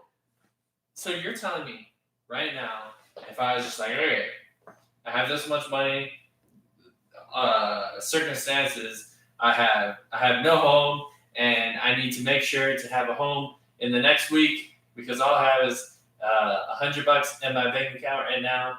I have a child. I could lose him if I don't have a job, or I don't have a business within the next week making enough money so that I can have a place to live, regardless if it was a room for $500 a month. Yeah. What? You're saying that it'd be feasible for me to quit the job because I understand there's some shenanigans going on to create a business and make this money within the next 2 weeks. Yeah. You're full of shit then. Why? Then do it. I am. You're not. I'm doing it on my own pace. No, I don't have a job. You do have a job. I do not have a job. In a different sense. No, I don't have a job. I'm an independent contractor. I'm on my own business. It's not your business. I have my own business. I'm a property manager for my client who pays me to take care of his properties. Yes. Yeah. So that's what you have a job. It's a property management business. You can use all the titles you like, but he is your boss. He pays you. It's If my customers are my job, if my customers are my boss, yeah. And that's one of the things that bothers me so much about like most businesses now is you don't understand who anyone is anymore. Like at my son's school, there's no principal. Okay. It's a director. It's a director. Yeah, it's just a fancy name. It's a fancy name. It's a fancy name. It's like saying like the Starbucks employees are partners. Get your ass out of here. They ain't no goddamn partners. It's a fancy name. It's a people who are making your company. It's a fancy name. That's my point, though. What is your point, Greg? That you're still working for someone. That's fine. That is what I am. Oh, look, owned essentially. Let me clear things up. I provide a service for the client who pays me X amount of money to take care of his Okay. real estate. So what's the difference between that and me being paid an X amount of money to put clothes on a rack? Nothing. So then you're the same as a Target worker. No. Yeah. No, because the job is different. But you just said there was no difference. No, I mean, if you I want understand you didn't have the business is different. perspective of what I was talking about. Well, the business is different, so you can't compare those two. You mean? You Like, can't we made compare a We made doctor. pretty similar amount of money when I was a general manager of a restaurant, and you were doing what you're doing now. Yeah, and that's that So but you why had. can't compare that? Well, It's the you same had. amount of money, Well, just different why? jobs. Why? So why would one make you more successful? Why? than the other? Because when you became a GM, you couldn't move up anymore. Okay, so you can't. I can technically get move more up clients. If you're an independent. I can operator. get more clients. I can get more people in the restaurant and take tables, and I can make more money. Did you? Did I? I did. I did for a while. Okay, you would cap off at a Until certain. I You left. would cap off before I would, because I can take on as many clients as I want. I can then hire an assistant to help. I can hire an accountant. I can hire a marketer. But see, I can hire these people. You're saying yourself too. What? I could. Yeah. And you don't. Well, I'm not there yet. I have 2 years. See, that's my point. Okay. Like, Let's you just said go. You could do it in 2 weeks. Let's go back to and this. now you're saying you can't do it because you only have 2 years. Look, experience. I don't have to be living in a 2-bedroom apartment. Okay. Change your lifestyle. What? Buy food for what you need. Change your lifestyle. You don't have to have all these luxuries. You don't need a car. You don't I need. do have that. You don't need a car. How am I going to pick up my son who lives far There, away? take the bus. So now what you're saying, I probably said it would take me 4 times less, so it's going to take me 2 hours. You have to do what you have to do. But that's my point. Change your That doesn't make lifestyle. any sense. It makes sense. How is changing my lifestyle to spend more time traveling to pick up? Actually, it would take 4 hours. Work out of your phone. 2 hours to get home. Be a Amazon partner. But see, that's my point. Work out of your You phone. have to start saying, "Oh, do this, do this, do this, do this." Stuff doesn't work, or everyone would do it. It's easy to say it, but guess what? It's harder to do, and that's what I'm getting to. You have the option to work from your phone. That you haven't figured it out, it's your fault. It's not my fault. It's your fault. I have a vision of my company to take care of multiple properties. One day, I'm not going to have to do as much work because I get residual income. I'm working smarter, not harder, Greg. But You can do that. Are you getting it, or is your boss getting it? Getting what? This residual income you talking about? He's getting his because he put up the money to buy properties. I'm getting mine because I am putting my time to manage his properties. So what you're saying is, the more work he gives you, the more he'll pay you. Sure, if he wants to buy more properties, I will get him paid more. Because if you're an still independent putting more contractor, money in his pocket, and all you're doing is you're getting a little bit more to do more work. yeah, eventually I wouldn't do it. So My don't you assistant would see do that? it. He's going to consistently get more money than you forever. As No, long as you no, no, don't no. do it. Hang on. No, I no, because I can save up enough money to buy my own properties, to hire my own property manager. Why don't you do it? That's the question. Save your money, Greg. Save your money. It just sounds so Save your money. ridiculous Greg. that this guy had gotten you to do his work, and then You're gonna get somebody else to get their you work. got all these people to now start doing your work. Yeah. Which then you're just giving some of that money to this guy, so that you're not doing work. He's not doing anything because he's just taking your money, and then I'm not he's doing anything. Yeah, that's Just- what business is. It just seems so ridiculous. You only And see that's what happens with small businesses, and that's why you don't see small businesses. You see these giants Greg. who own everything. 98% of America is small business. I don't think so. Greg, I think there's a lot of small business because there is enough area where there's not Greg, enough You're- space. For I'm gonna business. tell you that you're wrong in this instance. 98% of business in America is small business. Where? Your local food shop, your local Your local food You shop. mean like Ralph's. And No, Steak your local Burgers? one. What local one? It could be your Ralph's. Ralph's is a family business. It's not a family business. Yes, it is. What do you mean it's a family It's business? a family-owned business. Ralph's. Yeah, They ju- Ralph's. yeah. They became corporate. Oh, you're saying they used to be a family owned business. Yeah, that's how everybody starts. Okay. We're not talking about where they started from. We're talking How are about you what not- it is. Now, after how many years, Greg? But that's what you're saying that I'm going to a family owned business. That's misconception. Don't go to Ralph's then. Go to your local farmers market. So I'm gonna go to the local farm. We go to one here in Fullerton. Yeah. Okay, if I went to there, I'd probably be vegan. Because I could only buy hummus, some fruit. I think, do they have veggies? I only see fruit. They have veggies. So I would have some fruit, veggies, and hummus. Okay. Can't buy meat. They don't sell meat. Okay. I think one person might sell beef jerky. Guess what? That You is can't do that. It's not feasible. that is why corporate Ralph's became corporate. See, that's the point. What is the Where point, Greg? You can't just I can't just open a grocery store. No, it's It wouldn't saturated work. because it's saturated. And that's the point. That What you is the can't really just point? open up businesses. Because You wanna can. open up a business. No. No, you can open whatever you want. Being successful, that's really up to you. I don't know, man. If you can make any business, bro. You want to get into the tampon business, you can. Are you going to be successful? I don't know. It's up to you, Greg. What are you bringing different to the tampon business? What are you doing different? How are you innovating? Or are you just doing the same old thing? But see, Are you going to jump into a saturated market? Are you? Make a better choice, Greg. Why don't you become the next Elon Musk? Why don't you create the next PayPal? Why not? Because it's hard. Because you would rather work for a company that pays you X amount of money because they created something that you weren't able to create. but it's not feasible to do that. It's not feasible to just be like, oh, anyone can do anything. And that's just Can you get up and walk? Anybody Sure. can do that. Okay. Yet some people are freaking couch potatoes. Okay.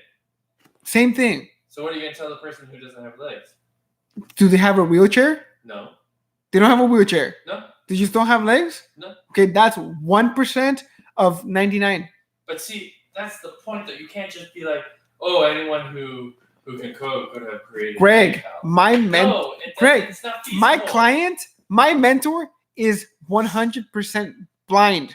So Yet he's a multimillionaire. Uh-huh. How do you explain that? Well, I don't You have know eyes. well enough You to have eyes. explain it. You have eyes. Okay. Why aren't you a multimillionaire? Because he found a way that you didn't. You have eyes, so you can become the best sniper ever to be around? No. It's not feasible to do things just because you have the asset that someone else has. No, it's just not feasible. It's just like- That's a like poor-minded mentality, Cheetos. Greg. Cheetos. Okay? Yeah. Hot Cheetos. Yeah. The janitor at a hot Cheeto place started Yes. putting seasoning on his Cheetos, and it Yeah. became a thing. Mm-hmm. A lot of things happen through chance. Yeah. A lot of things happen through hard work. Like a doctor, sure, the doctor didn't know anything about medicine when he first started. I bet you, But Greg, it's time to do that it, that sure. janitor has been doing things like that consistently through his life, improving things. Yes, you know but- what? But if he You know was- what? if he was They a gave guy- me a if broom. he was a janitor at some other factory, and he ended up just buying Cheetos and was putting it on his Cheetos at home, and he was never in the factory for them to be like, oh wow, look, this guy's doing it. Let's put this idea out. Yeah. That's chance. That's what you call an That's outlier. luck. Yeah. Enough of that is where you find this. Anyone can do it. No. Anyone can do this. Anyone can do that. You can put in time and become the greatest ever. There's not people who put in work. Greg, And do you nothing put big it? comes out of Okay, it. Greg, do you put in work? not on that level. There no. you go. So you'll never become that. But see, you also can't say that.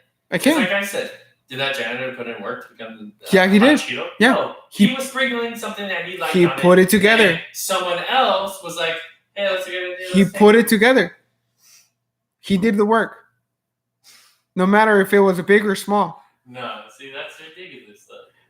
Greg, you keep saying Then that then with that logic, I should just go find a job at some successful place and start doing shenanigans until someone notices me. Sure. And I'm now I put in the work, so now I'm filthy rich and I'm successful now. Nope. You have to be No, you have this is utter bullshit. Greg, you have to do the right thing at the right time and be the right person to do it. Of words, luck. No. Is luck you sitting in the couch doing nothing? Is that luck? Sure. That's if luck? The next person who walks in the door that I don't know that said, "Oh, hey, look, this guy's sitting on the couch." What are the sitcom about? Okay. One guy on the couch now, Okay. and now it becomes the next big cartoon out there. What are the chances of that? That's the point. No, that's what I'm telling you. The chance is so goddamn low that it's random. Just like all these damn memes that come out that Greg, all of a sudden becomes huge. This guy's yodeling in a freaking grocery store, and next thing he's at Stagecoach. Like, what the shit is this? Is that luck? This backpack kid That's is now luck? doing a dance that's on the biggest game, and now He did something that people liked and they're willing to pay for. But my point is that he didn't do anything. He did. He's been doing it for 5 years. Damn, Daniel, back at it again with the Vans. How many fucking times did that fucking Daniel have to put on the Vans? Daniel didn't like it and was trying to get the kid to stop saying Yeah. Daniel. Yeah. Like, but how many times during the year did he wear the damn Vans? How many? One time? Was that luck? No. He's been doing consistently, man. And that's the thing. So when we're waking up in the morning is consistent enough to be successful.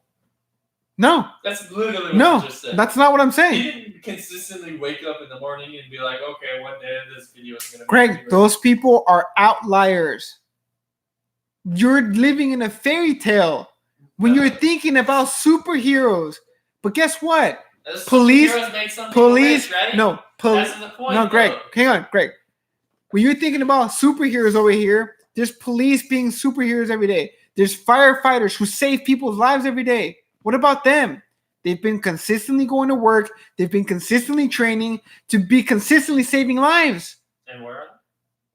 Where they want to be. Okay. Yeah.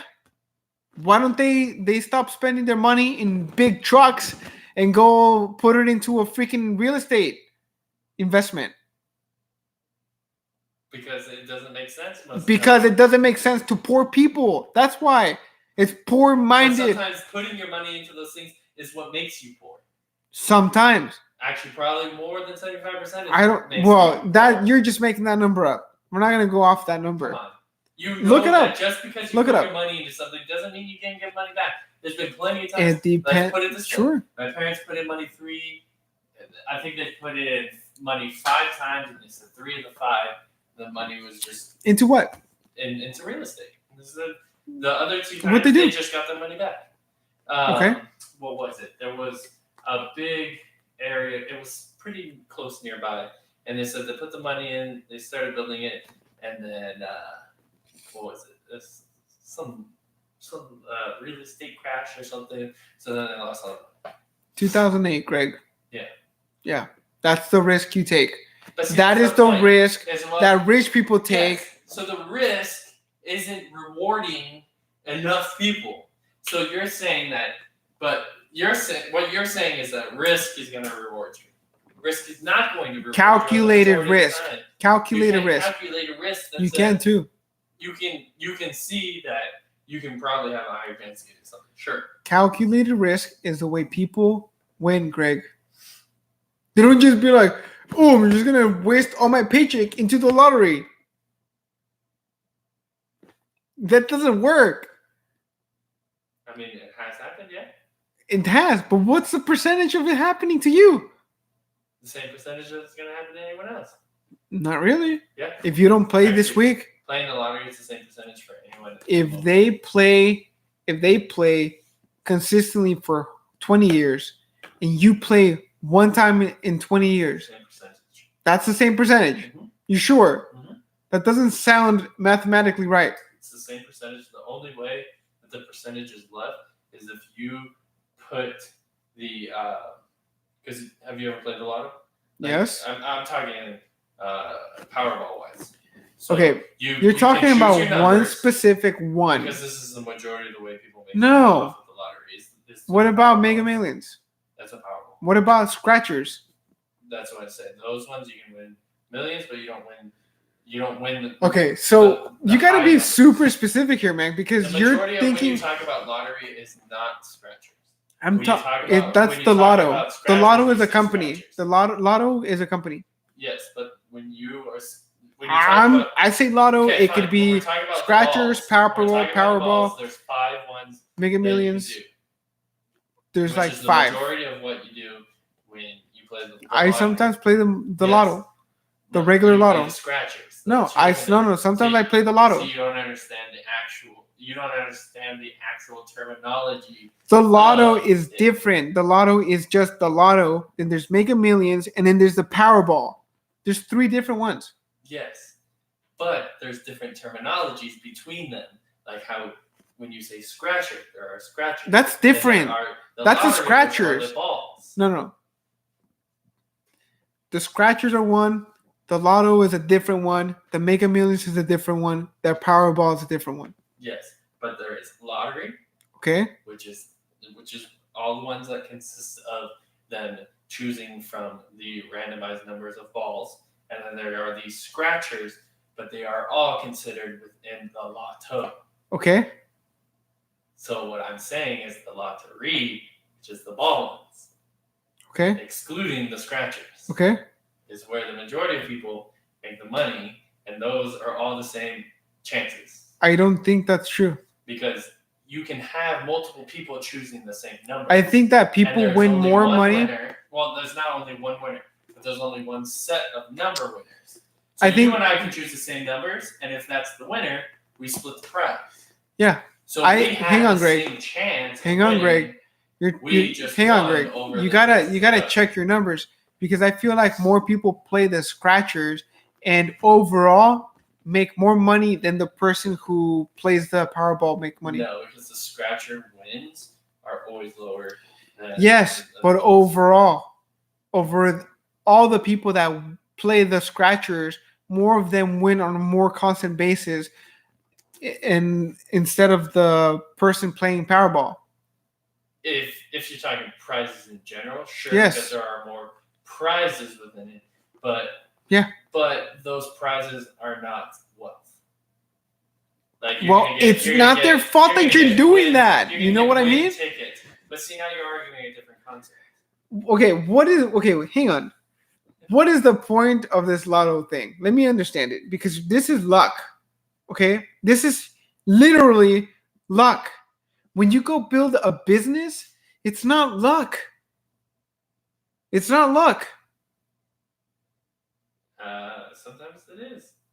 Sometimes, the majority, 99% of the time, it's not luck.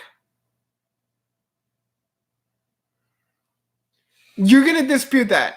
Yeah, You're going to dispute that In-N-Out was luck.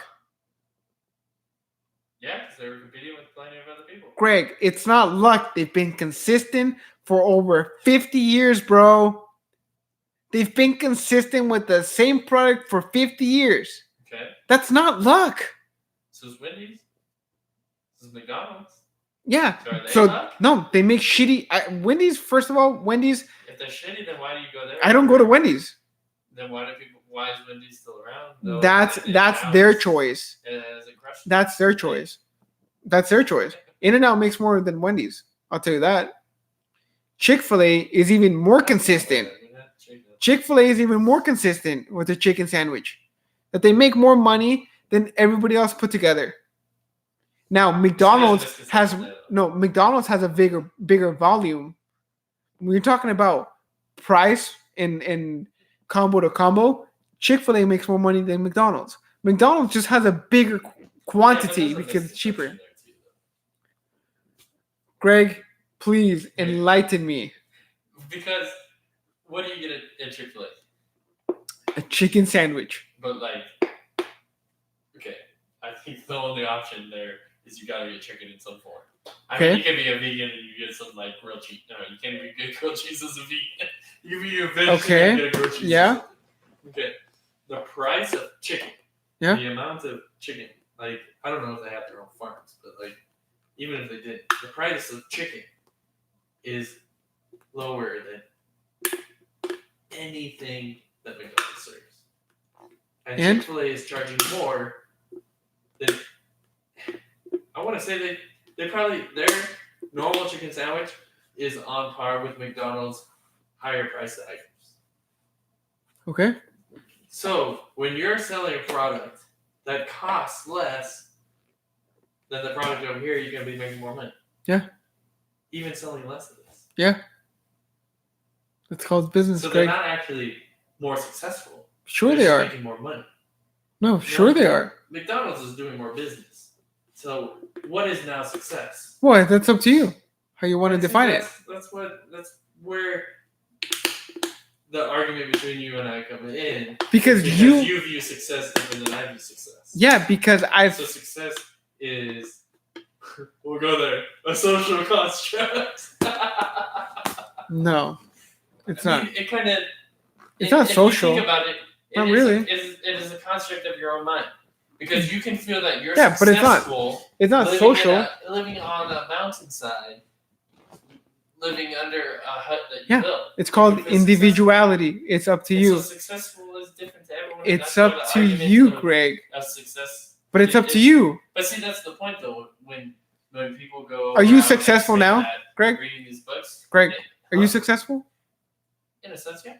Okay, then that's your success. That's why you don't view having X amount of money to be success. You're already successful. But you're going to be living this life for the rest of your life. Are you okay with that? But see, you can't say that either. Kind of. Be like, you're going to live that life. Okay, how long have you been living this life for? What life? The comfortable life. What's comfortable life? Well, it's up to you. You define it. But you asked me how long have I been living this life. I can give you an answer unless you define what you would consider a comfortable life. Type of life have you been living for the past 29 years? A difficult one? A comfortable one? In a sense of my own experience. Yeah. There have been difficult times and not difficult times. Okay, overall, 1 to 10. 10 being comfortable, 1 being really shitty.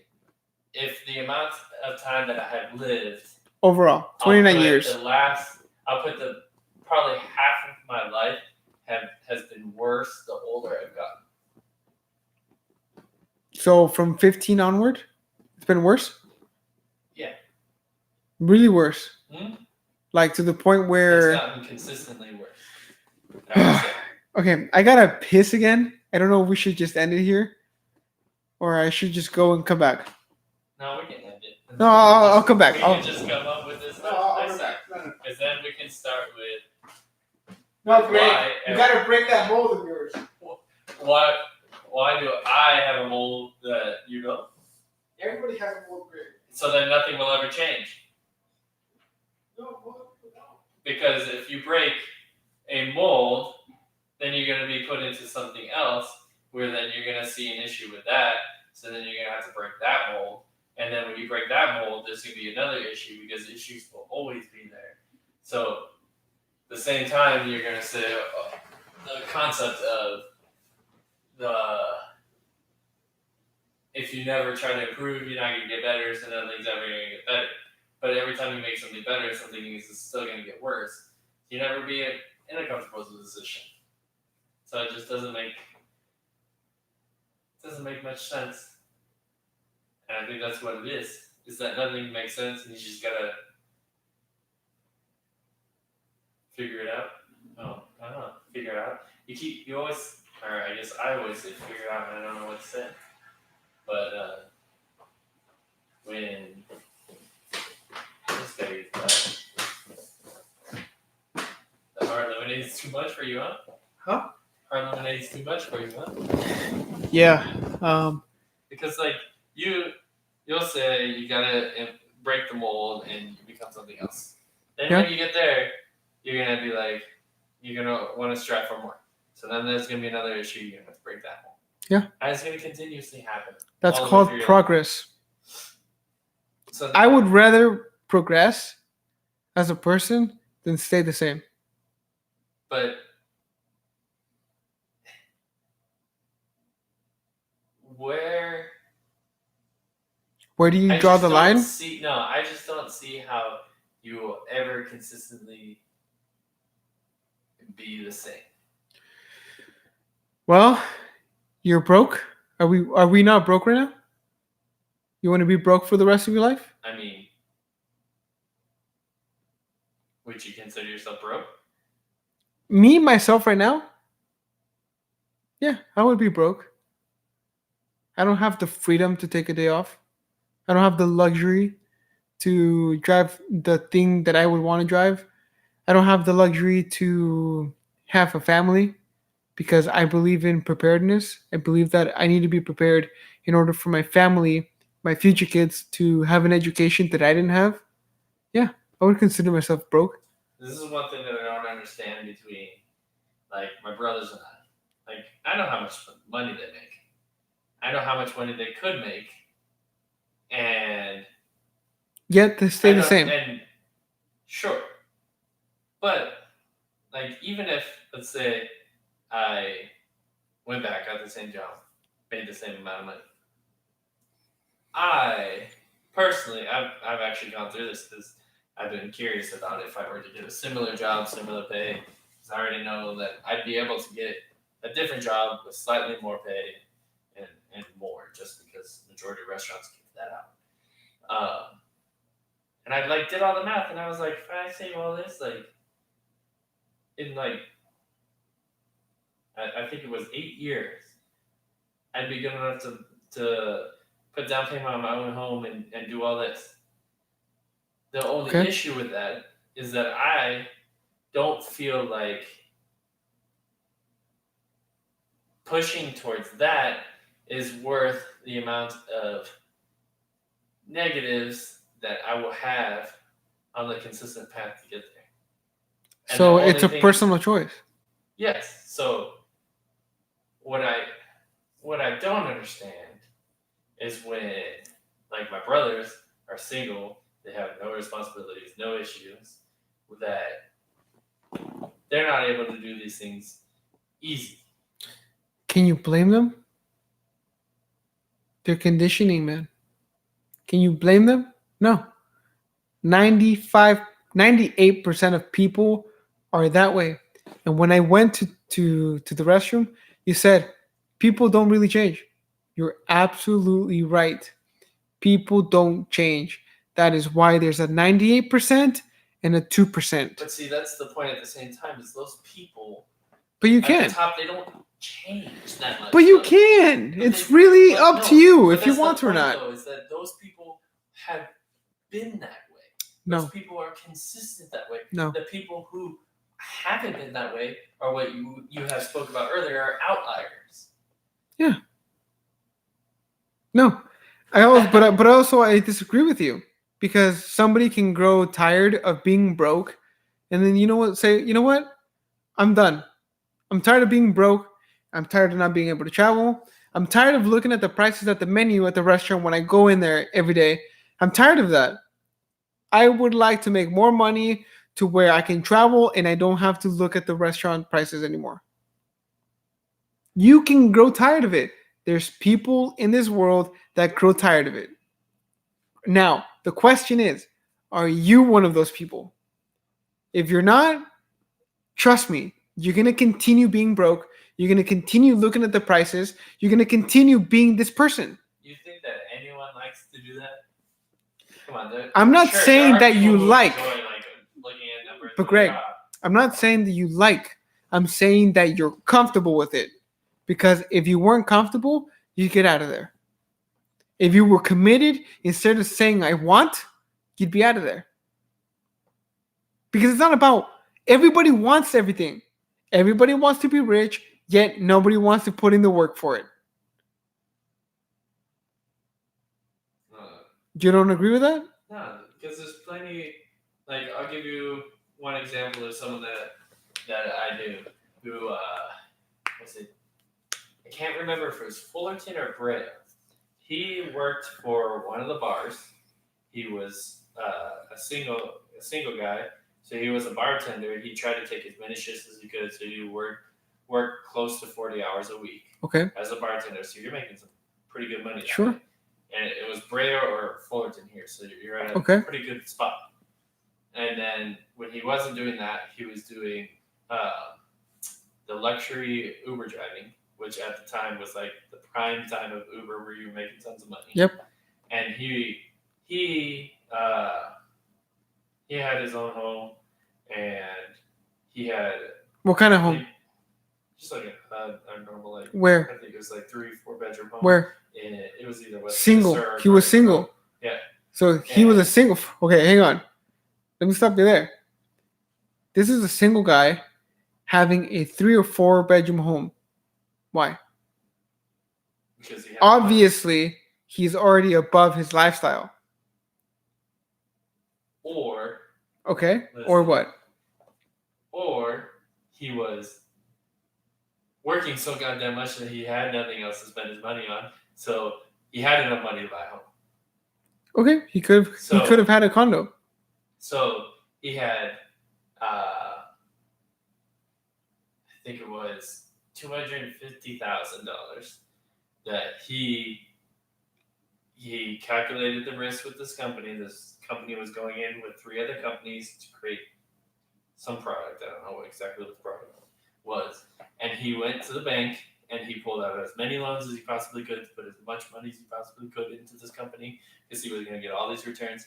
And then he lost everything, lost his home, lost everything on this what's the word for it? You had said it earlier. Risk.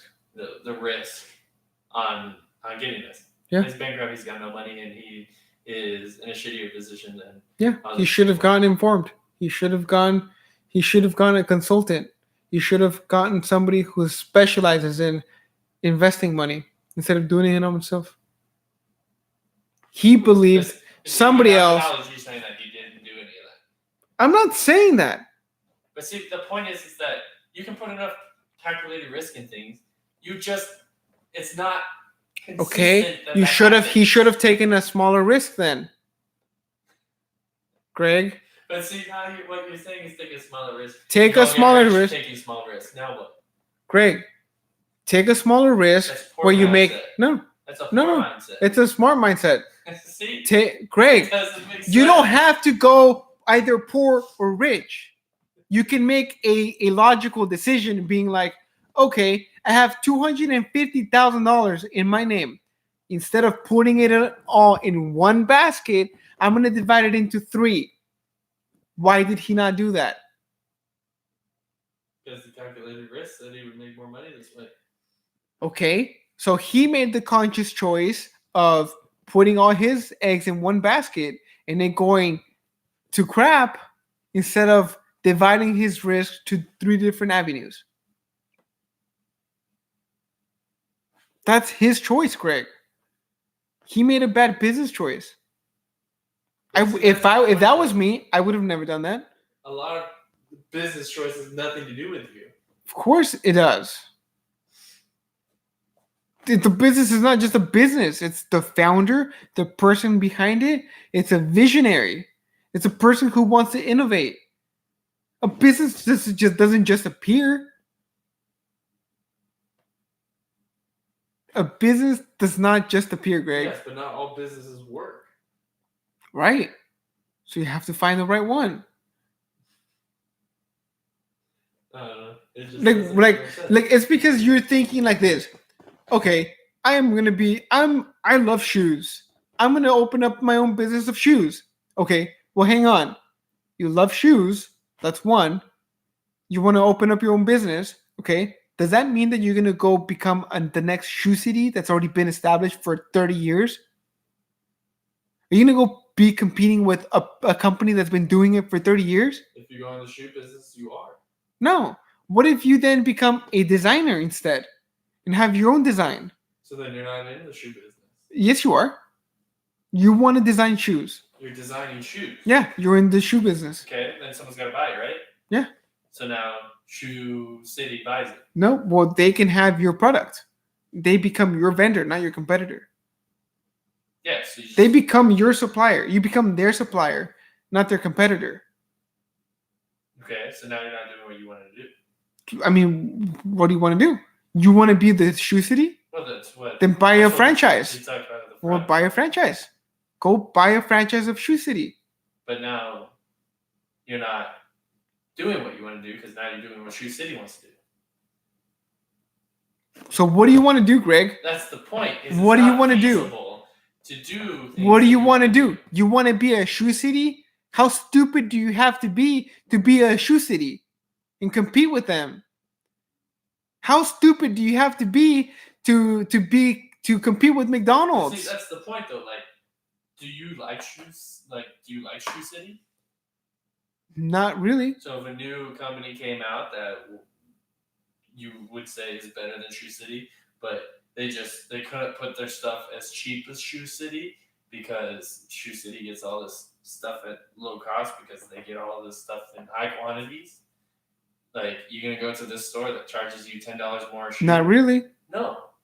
Even though you like it more. No, maybe I don't. Maybe I don't like No. that. Maybe I don't want to shop at a place like that. But see, now that business can't do anything about it because these businesses are just Established. too much. They're established.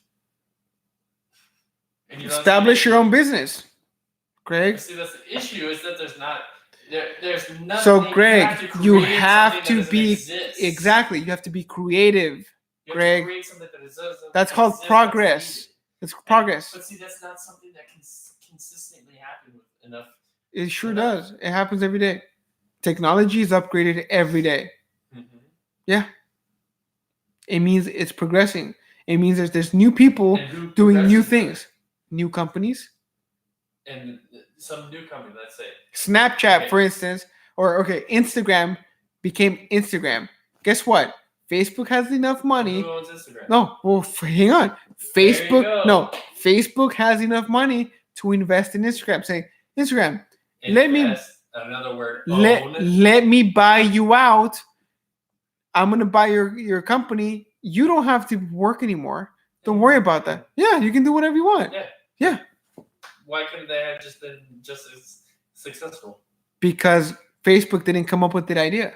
Because Facebook's like, we have more money than you do right now, and I'm going to give you this money. Instagram didn't have to sell.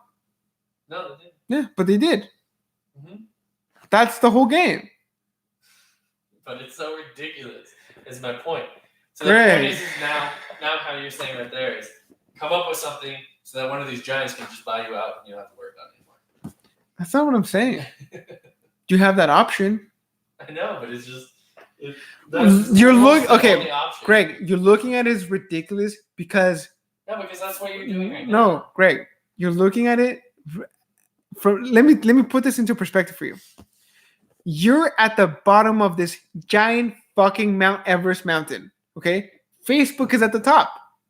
Why? Because they made smart choices. They made smart investments. They've done everything. They've done everything. They've done everything right to be there. They deserve to be there. You're looking at Facebook and you'd be like, fuck, that's so ridiculous. I could never do that by myself. Yet, you don't choose to go to the next mountain and climb it.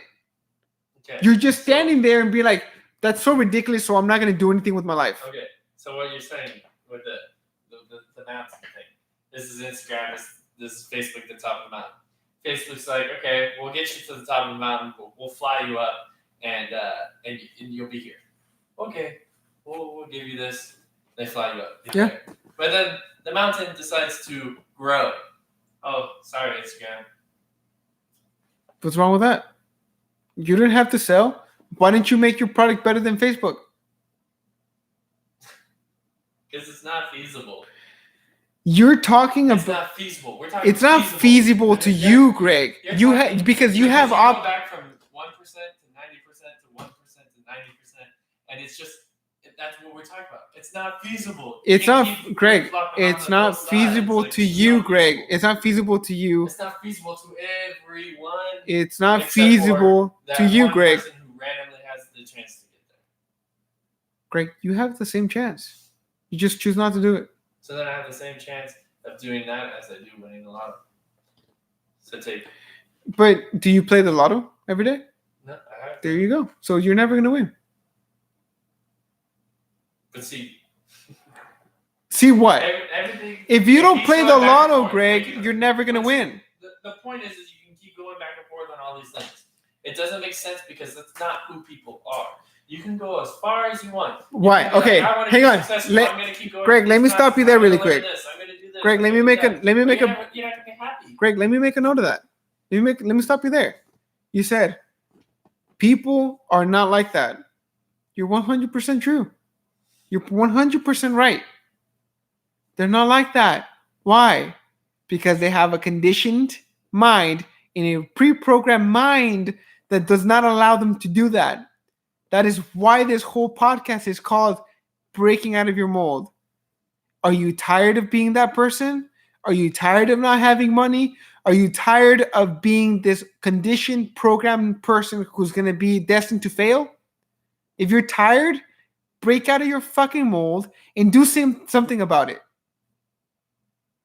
It's easy enough to say do something about it. It's not. It's easy. It's going to do anything. It's easy. It's easy to say that. Yeah, I admit it. It's hard for me to build a business. I'm living it. I'm anxious all the fucking time. I'm literally living the business. It's not easy to build a business. That is why 98% of people don't have one, Greg. That's my point. If you want to be part of the 2%, stop being like the 98%. Start working at something. Commit to it. And no matter what the fuck happens in your in your path, you have to move past it. If your house catches on fire, you fucking better hope you had insurance. If you didn't think about it, you better learn for next time you have a house. Or be smart, run in the building, get burned, and then blame whatever the issue was. Whatever you want. Move past it. Break out of the mold. This is why I was comfortable. I've been comfortable for the past month. I stopped working out. I started spending money I fucking have enough money to do it. I went back to being comfortable. So for my 29th year on this earth, I want to stop. I'm saying enough is enough. I'm going to break out of my old conditioned mind that didn't read, didn't get educated, didn't save any money, didn't invest money, spent it in instant gratification instead of doing smart things with it. I'm breaking out of the mold. It's up to you and everybody else listening to this podcast to do their own part in it, if they wish. It's not for everybody. Some people, like you said, have different lifestyles. Fine. You want to have a lifestyle where you work 9 to 5, don't have to worry about procedures, insurance, lawsuits, employees being late, employees not showing up, where you don't have to worry about employees fucking other employees in the company, and then having babies, and then having drama in your company. If you don't want to do that, then don't be a business person. Don't be a business owner and continue working 9 to 5 where you're only going to get enough money to stay at that job and not leave. If you are tired of that, take the red pill now. Get the fuck out of there. Do something with your life. Commit to something. We're so afraid of commitment. America is so afraid of commitment right now. You have divorce rates up to the roof because people can't commit to one person. Being married is a partnership. It's like a business. You have a partner. You either make it work with them or the business goes to shit. You either make it work with your partner in marriage, or your marriage goes to shit. There's risk. You're trusting that person's going to be there for the rest of your life when you get married. That's the risk. Yet they get cold feet. They're like, oh, abandon ship. You're all on your own. Guess what? Same thing happens in business. It's not easy. Having employees is like having kids. You have to be on top of them. You have to fucking tell them exactly what to do because sometimes they're just fucking off. You have to train them. If you don't train them correctly, they don't perform the right thing. It's up to you how you want to run your business. It's up to you how you want to run your family. It's up to you how you want to run your marriage. So if you don't break out of this paradigm that you're in, you're going to be living in the same paradigm for the rest of your life. Okay. Well, are you at that? Because we can just keep going back and forth. Okay. Tell me, what do you think? Like what you were saying, it's up to you to train the people. It's up to you to show them how to do things. It's fine. You can tell them what to do. You show them how to do things. It's up to them to do it.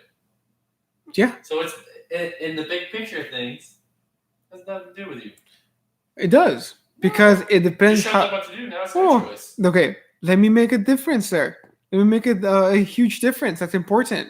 Mm-hmm. There's a difference between being a boss who tells people what to do and a leader who shows people how to do it. Okay. If your boss tells you, Greg, I don't like this menu. I don't like this menu. I don't like this menu. Instead of saying, hey, Greg, what's working in the restaurant? Oh, this menu? Okay. You know what? Let's try to reinvent this menu.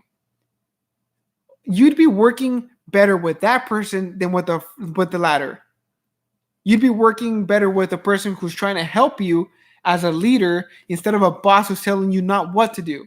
Because nobody likes to hear, don't do this, don't do that. That is human nature. That's how people operate. You can't dispute that. I just don't think that. It just seems that business is no longer the what's the word for it? The satisfaction of whoever's receiving the other end of it, because all businesses are providing some sort of service. Well, so it's not hang on. About 1 second. Wait. Service given. Hang on. You got to be clear about this, because the business is a lot of things. It's an income for somebody. It's a risk for somebody. It's a service for somebody else. Amazon, people don't want to get up and go shopping. Guess what? Amazon got it for you. But Amazon will have it delivered for you. Have we not seen an influx of, like, let's say, with like normal household items or like Home Depot items, where you would normally get something that will be built to last, where now enough of the items, like let's say a simple like house broom and dustpan.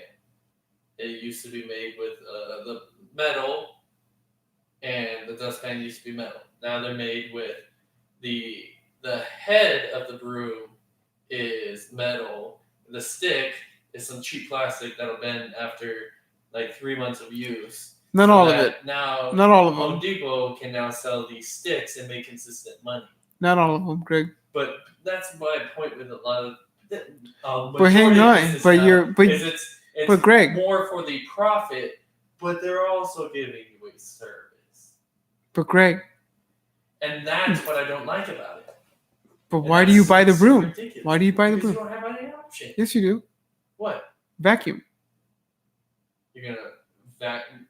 Come on, vacuums are also not made for hardwood floors. Some of them are. They're starting to be made now. Sure. Yeah. Buy a Swiffer brush. But see, at the same You have time, options. those businesses do the same thing. They create Great. it They create. to make it so that you have to come back. So buy more. yes, that's what a business is. You should be making product that actually is worth it. So you're gonna be creating product that nobody else is gonna come back to you. It's not a business. No, they come back to you because you create products that are useful. Okay, let's say you build a car that never needs fuel to run on. Okay. Are you ever gonna buy another car? I mean, if the car doesn't work. Are you- just 'cause it doesn't you- take You fuel. okay? Let's say they. See, that's my point. Okay, hang on, Greg. Like we were talking about Let me earlier. That kind of stuff exists. They just don't want it to let come me out. finish it. Let me finish it. Are you once you have a car that doesn't break down and doesn't need any fuel, will you ever buy another car? Probably because of how we are with wanting new things. Okay. Do you But think in that the do you consistency think of that how many cars that we okay, get do now. you think that the company who's making these cars would be able to advance to even higher level? Okay, now you have an engine that doesn't break. You have a car that doesn't need any fuel. Okay, you're still on roads. Traffic's still bad. Let's say that we want to create flying cars, but now the company is hindered to solve the traffic problem because you don't buy enough cars for them to build a flying car. Is that okay? Sure. Is it? Or would you rather sit in 20-hour traffic or have a flying car? Yeah, but to sit there to manipulate it into a way to make money, like Then- if you have a product that works and then you're like, oh, Greg, this product works too well, let's start making it in a way Greg, that it doesn't work Greg, very well anymore. let me tell you this. That's Let me tell you this. ridiculous. Okay, then don't be a consumer. Build the own damn car that you so do wish to have that doesn't break and doesn't consume any fuel. You should do that because you're unhappy that these people are taking advantage of people. Let's see now. You're going to that same realm of it's Am I? not feasible Why not? because one, you don't have the money to do that Why not? because it's just not feasible. Okay, just build it from How are you scrap. gonna build- From scrap. How are you gonna build a car with scrap? From scrap. You're so full of shit if you think I can just build a car with scrap. Can you build a phone? No. Exactly. That is why these companies exist, Craig, because people like you can't figure out how to build a phone. Okay. That's why these people are able to take advantage of it because people like you and me don't have the smarts and the brains to Listen to build what this I'm shit. saying. They're taking advantage. Why not just create the product and not take advantage? Because there's no profit in There that. is profit. How? It's just not making this one. That's it's not saying one, progress. Sure, there's probably There's no- a lot of people that there's- talk of these companies that are making. There's no progress in that, Greg.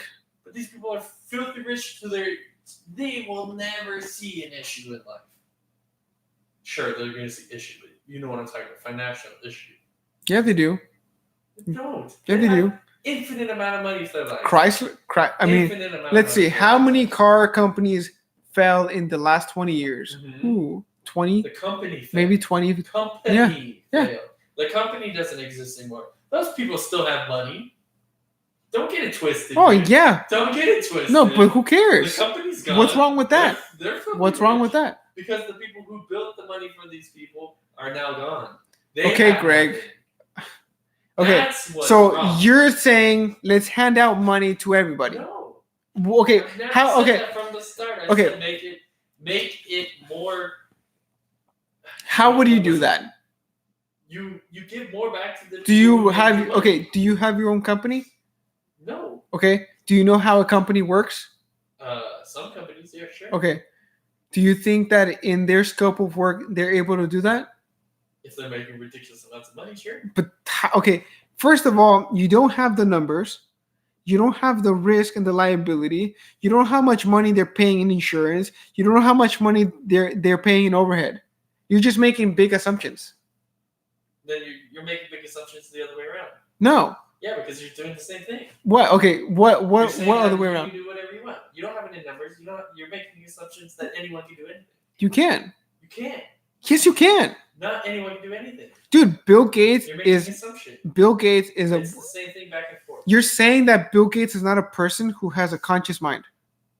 You're saying that Steve Jobs is not a person who did not have a conscious mind. You're saying that Jeff Bezos is not a person who has a conscious mind. Sure. Everybody's a person. Everybody has a conscious mind. Sure. Their What does that choices mean? are different. Yeah, what does that Make better choices. What does that mean? You can make as many good choices in your life as possible. It doesn't mean you're going to get anywhere. If you How do make you a know? good choice, it may take you the other way. There you go. How come people So don't I should make consist bad choices to take me that way? to take That's you the what way? point, Is To you don't take- have the same experiences that everyone has. That's why how you say everyone is conditioned in a different sense. No, is everyone did different things at different points in life, which take them in different directions. Some take them in certain directions that are good, and some take them in directions that are bad, and some just go Okay. straight. Why? Why it don't? doesn't have Do you have a free will? that? I'm not 100% sure. You don't know if you have free will. Because if you believe in like God and God knows everything, He knows what's gonna happen. So can you really have free will if He already knows what's happening? Do you know that 100%? I'm just saying if that's what you believe in, Okay. and that's where I generate Okay. towards, Okay. then technically you are. What I learned was yes, you have free will, but it doesn't sound like you have free will. If God were to already know what's gonna happen, then how do you have free will? Because Okay. it's already technically happened in His eyes. So there's no more free will. It's So you're playing just out. talking about like him watching a movie. Essentially, yeah. All he's doing is rewind. But that's what you. But that's what you believe in. Like, that's what I think. That's not what I've been taught. Because everything that I've heard makes it seem that way. Okay, so let's get to the bottom of it. Do you have a conscious choice to do something good or bad or not? Yeah. Okay. So you have the conscious choice to do an evil thing, yet you don't do it. I mean, there are times where you do the evil thing, but Yeah, sure. sometimes, Mhm. right? Would you call that free will?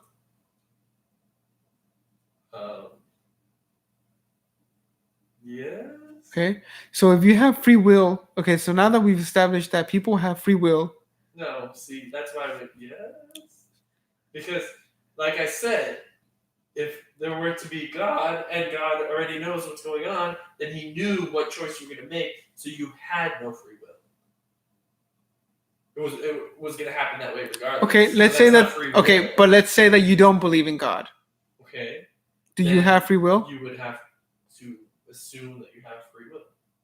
Okay. So what would be the percentage of people in the world who have free will and who think that everything is fate?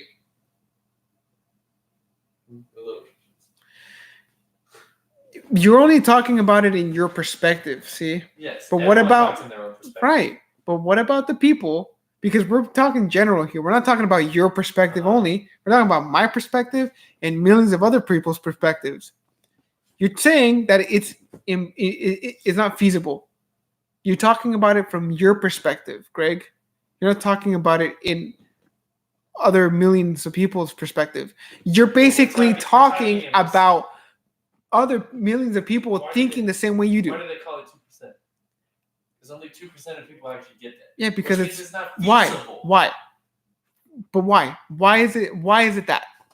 Because there's not enough out there for more people to get to. No, Yes, that's not true. That's why only 2% have it. That's not true. Then it would change over time.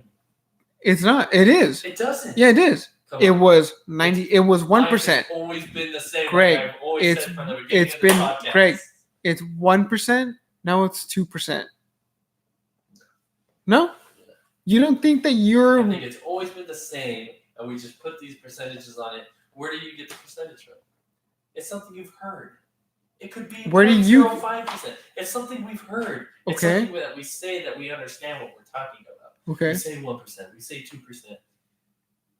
Okay. But we don't know how many people there are. We don't know Joe Slow-Mo's account. The person next to you right here can be the 50th richest man in the world. Yeah. But just because he never talked to you and he lives in an apartment next to you, like, you don't know. Like no one ever knows. We just go off of all the shenanigans that we hear. Well, there has been publications with statistics. Publications from people you don't know. Okay, We're so comparing- you're because here's so the thing, 'cause I'm ba- just saying that so they're basing basically off you're of saying that numbers. the Earth is flat Sure. because we don't know. Sure, whatever it So was. you could also be saying that God does not exist because we don't know. But you don't know. That's what I'm saying. So what the hell do people do know? Nothing. Greg, people do know how to get rich. I just say People over do time, know how to be poor. Over time, you see it consistently. There are people on the top. There are people on the bottom. That is called human nature. It is It's not. called a hierarchy of people who are top lobsters and people who are bottom feeder lobsters. But things have changed in the sense of how it's worked. Like let's Greg, say back okay, in medieval times, let me tell you were this, born man. into being rich. You didn't just make money. Let me tell you this, Greg. You were born into. Let me tell you having this. everything. Let me tell you this. In the medieval times, if you weren't an apprentice in something or you weren't born into riches, like you just said, you'd be poor the rest of your fucking life. Mhm. Nowadays, it's not like that. Are you sure? 100%. Why? Because you have access to a smartphone. Do you not? Okay. 90% of people in America have access to a smartphone. Okay. They can so get let's put it this way. educated. They can. So the smartphone. Yeah. Put it that way. Yes. Is the hammer the forger would use to create the swords? Yes. Okay. So now you're just a sword forger essentially Well, of the modern day. So you're above the filthy poor, but you still poor. Yeah. Okay. Continue. okay. I'm just saying, it's the same No, thing. if you Life has always been the same. Greg, if you allow me to continue, Go ahead. you can make a sword. Mhm. You can make maybe you want to change the mold. Maybe you want to make pots. Mhm. And guess what? People like pots. So guess what? So now you're not gonna go from making pots. Now you're gonna go and cast a bigger pot, Sure. and then you're gonna continue progressing and evolving. And then guess what? What The king comes in and takes everything you own. does he? Mhm. How? He's like, hey, you can become a knight, and this stuff is mine. I'm gonna be a knight. That's someone buying out your business. Well, you don't have to say yes. You can say no. Mm-hmm. And then he just takes everything anyways. And then Okay. become- Okay. Well. Okay. Hang on. So Come now on, you're talking about that's tyranny. The business creating So you're talking about their tyranny. own system of it and just selling more than you. That Okay. happens with business all the time. So what do you think, Greg, would be the answer to this? Have people not do that? Just have better people in the world, which obviously You can't would control. rather have better people in the world than better technology? Yeah. Really? Mhm. So if you were a caveman with just hanging around with your nuts out, getting freaking cancer because you don't know what cancer is, and you're dying at 30, Greg, you would be dead right now if we were in the caveman years. Maybe. I would have been happy every day of my life. Would you? What if you were a poor caveman who couldn't get any piece of ass? Yes, it were. You're saying that it's been the same for the rest of Sure. okay? If it's been the same, it must have been the same for animals too.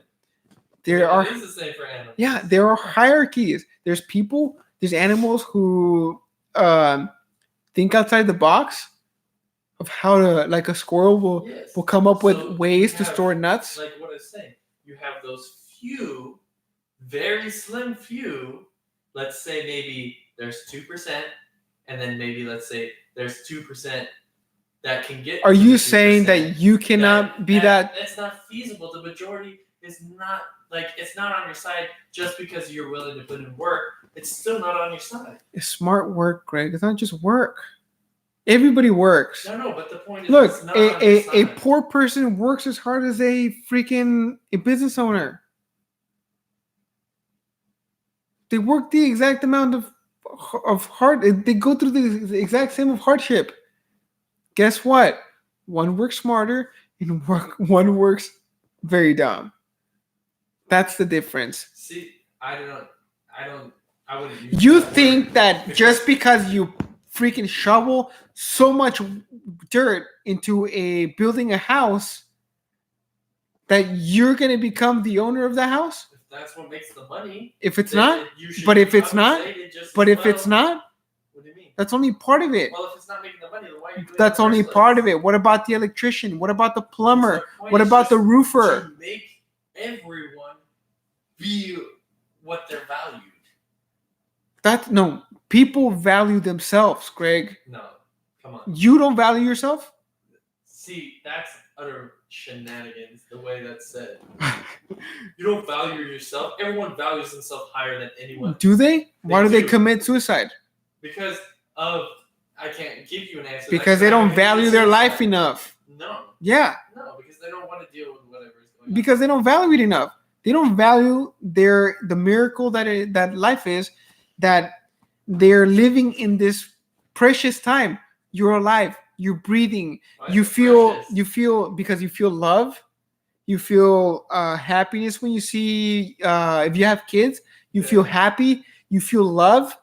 Okay, I think that's a precious thing. To me, it feels precious. but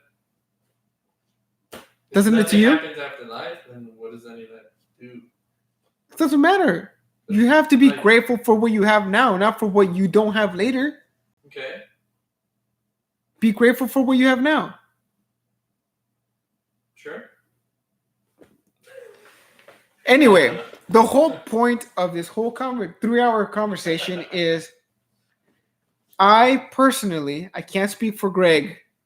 I personally am making the conscious choice of saying, you know what? I'm tired of being broke. I'm tired of eating like shit, where my body's gonna fail sooner than later.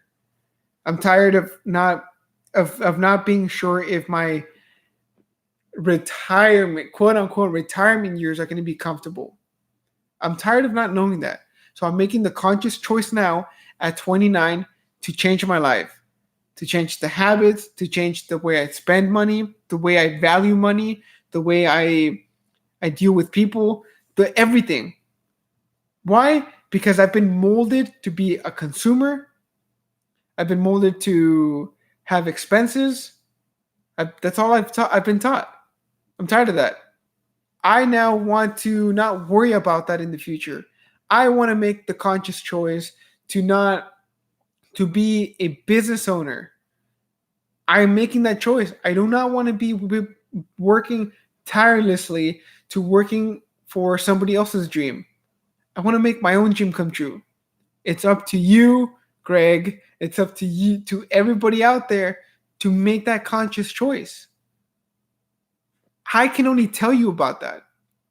That's why I'm here today on this podcast. It's to tell you that there's something better out there for you to consider instead of living the same monotone life that you've been living for the past however many years you've been on this earth. You know, KFC. The guy was 65 years old, man. And now look at KFC. He has a legacy. It's KFC. Mm-hmm. Okay? You can be whatever you want to have.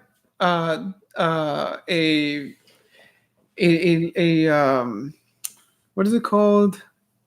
You want to have. Why am I blinking on it? You can, because you told me this last time. You wanted to have like a food truck. You want to be the next food truck, like the next KFC in food trucks? Then so be it.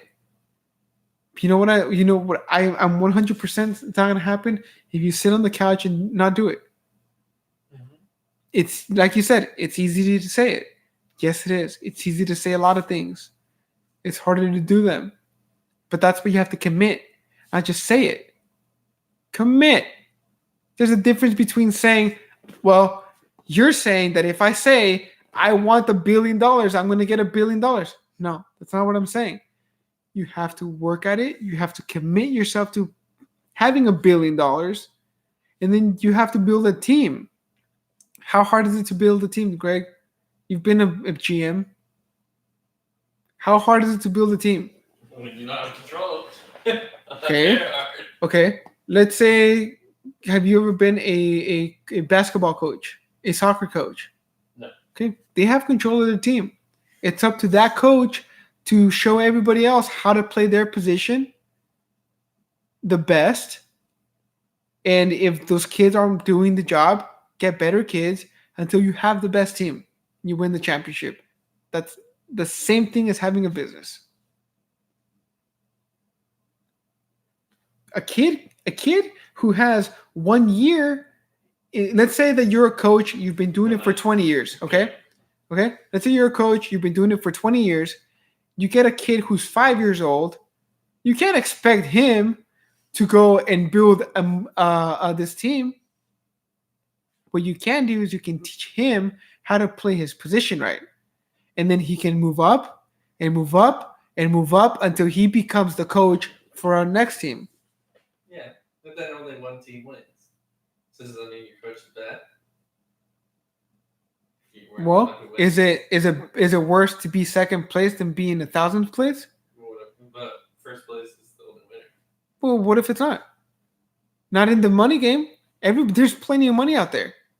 There's not just one person who has all the money, because you have money. Success, I have money. is that why Every 98% of people have money. say that Yet- there's 10 teams? Is that 10 team not successful? They They are. They played. They're better than the 12th team. They're better than the 15th team. They're better than the 20th team. Make your team better. You want to be first place, you got to work harder. That's the way it is.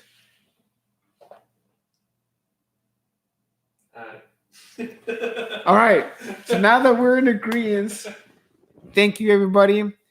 Thank you for joining us. We've had a long 2.5 or 2 and 45-minute hour discussion. All I'm saying is, if you got anything from this podcast, is look at the mold that you've been shaped by. Decide whether you want to continue living in that mold. And if you don't, pick up a book. It might do you some good.